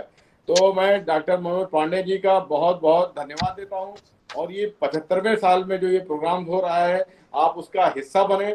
ये आर्काइव्स में जाएगा, ये रिकॉर्डिंग थी और ये रिकॉर्डिंग हमेशा रहेगा, और पूरी आने वाली पीढ़ियां, आने वाली जनरेशन इलाहाबाद यूनिवर्सिटी की वेबसाइट में जो ज्योग्राफी डिपार्टमेंट का आर्काइव्स है उसमें मैं यूट्यूब डाल दूंगा। ये जो यूट्यूब रिकॉर्डिंग है 8 साल, 10 साल, 15 साल, 20 साल, 25 साल जब तक सुरक्षित रहेगी, आने वाली पीढ़ियां इनको देखती रहेंगी, और इस समय जो लोग जुड़े हुए हैं उनको और हम सबको याद करती रहेंगी। तो आप अपने डिपार्टमेंट आए थे, नवंबर में 75वां साल मनाया जाएगा, और हालात ठीक रहे तो आपको यहाँ पर फिजिकली भी आना है सर। और अगर इसी तरह से रहा तब हम एक गेट टुगेदर प्रोग्राम आपके बैच के लोगों का रखेंगे, जिसमें 40-50 ऑफिसर्स जिन्होंने ज्योग्राफी डिपार्टमेंट का नाम भारत में रोशन किया है, उन सारे ऑफिसर्स को जो है हम अपने डिपार्टमेंट के ऑनलाइन या ऑफलाइन जो भी संभव हो सका लाएंगे, और जब आप आएंगे तो यहाँ पर आपको सम्मानित किया जाएगा। सीनेट हॉल में भी प्रोग्राम हम लोग करेंगे। तो छात्रों और छात्राओं, आपका भी धन्यवाद कि आप लोग जुड़े रहे आखिरी तक, अपने सवाल पूछते रहे। और डॉक्टर मनोज, ये आपका अपना शहर है, अपना डिपार्टमेंट है और अपनी यूनिवर्सिटी है, हम चाहेंगे कि हमेशा आप आते रहेंगे। Thank you very much. और ये देखिए आपका क्रेज देखिए कि यहाँ पर बैठे हुए हैं, ये आपके सीनियर रहे होंगे मेरा ख्याल है, अजीत, ये दिखाई दे रहे हैं, दिखाई दे रहे हैं। तो ये सब बैठ के सुन रहे हैं मेरे और घर पे। तो बहुत सारे लोग जो है जुड़े हुए हैं, जो हमारे स्टूडेंट हैं, उनकी फैमिली के लोग भी जुड़े हुए हैं, किसी के पेरेंट्स भी बगल में बैठे हुए हैं, किसी की माता जी भी बगल बैठे हुई थी। तो ये बहुत बड़ी मेरे लिए भी हर्ष का विषय है सर, अपने परिवार से जुड़ना। हम भी उसी परिवेश से निकल के आए हैं। जो कंफ्यूजन इन लोगों के दिमाग में सेम मेरे दिमाग में था, इसलिए मुझे लगा कि मैं एक इनको वाइडर पर्सपेक्टिव दे। नहीं, बहुत अच्छा, बहुत अच्छी तरीके से आपने बताया। एकदम वही मोहब्बत, शफकत नजर आ रही थी जो छोटे भाइयों के साथ होती है। और मैं आपको बता दूं कि एक प्रोग्राम और भी चल रहा है जो एकेडमिक्स ओरिएंटेड बच्चे हैं उनके लिए। तो कल नीदरलैंड से विशाल दुबे, जो यहाँ 2001 के टॉपर थे जब मैं यूनिवर्सिटी में आया था, तो आजकल नीदरलैंड में पढ़ा रहे हैं, यूरोप में हैं। तो उनके लिए भी एक प्रोग्राम चल रहा है जिनका कल 5 बजे लेक्चर है। तो हम लोग कोशिश कर रहे हैं कि एकेडमिक्स और जो एडमिनिस्ट्रेशन में जो लोग जाना चाहते हैं, दोनों का ओरिएंटेशन करते रहें, और ऐसे ही माहौल बनेगा, बच्चे अपने सवाल पूछेंगे और हर वक्त दिमाग में बातें रहेंगी, तो आने वाले दिनों में ये कामयाब होंगे। और आप लोग इनके लिए प्रेरणा का एक स्रोत हैं। और मैं चाहूंगा कि जब भी इस डिपार्टमेंट को जरूरत पड़ेगी तो हम लोगों का हक है, और पूरे हक से मैं निवेदन करूंगा, और मैं पूरे विश्वास से कह सकता हूं कि आप लोग उसको मना नहीं करेंगे और आएंगे। बिल्कुल सर, आएंगे। और मैं आज बच्चों के सामने कह रहा हूँ कि कभी ऑप्शनल पे और हॉबीज पे आप लोगों को दिक्कत हो तो मैं टाइम निकाल के सर को बता दूंगा, तो हम पूरा 1 घंटे का सेशन ले लेंगे, क्योंकि ये छोटा टॉपिक नहीं है, काफी अच्छा टॉपिक है। और इसमें कोई रिटन मटेरियल गाइडेंस कुछ नहीं होता है, बट ये इम्पोर्टेंट बहुत है। तो मैं हमने सोचा है कि मनोज जी की जब 14-15 लड़के मेंस देते हैं, हाँ, लेकिन जो इंटरव्यू दे रहे हैं, इंटरव्यू देते हैं, तो उस टाइम में उनकी काउंसलिंग हम जो आपसे इंटरव्यू दे रहे हो उनके लिए ये ज्यादा फ्रूटफुल होगा। उनको बिल्कुल जी। तो thank you very much, thank you very much. बहुत सारा थैंक यू सर। अच्छा बच्चों, thank you, bye. Thank you sir. Thank you sir.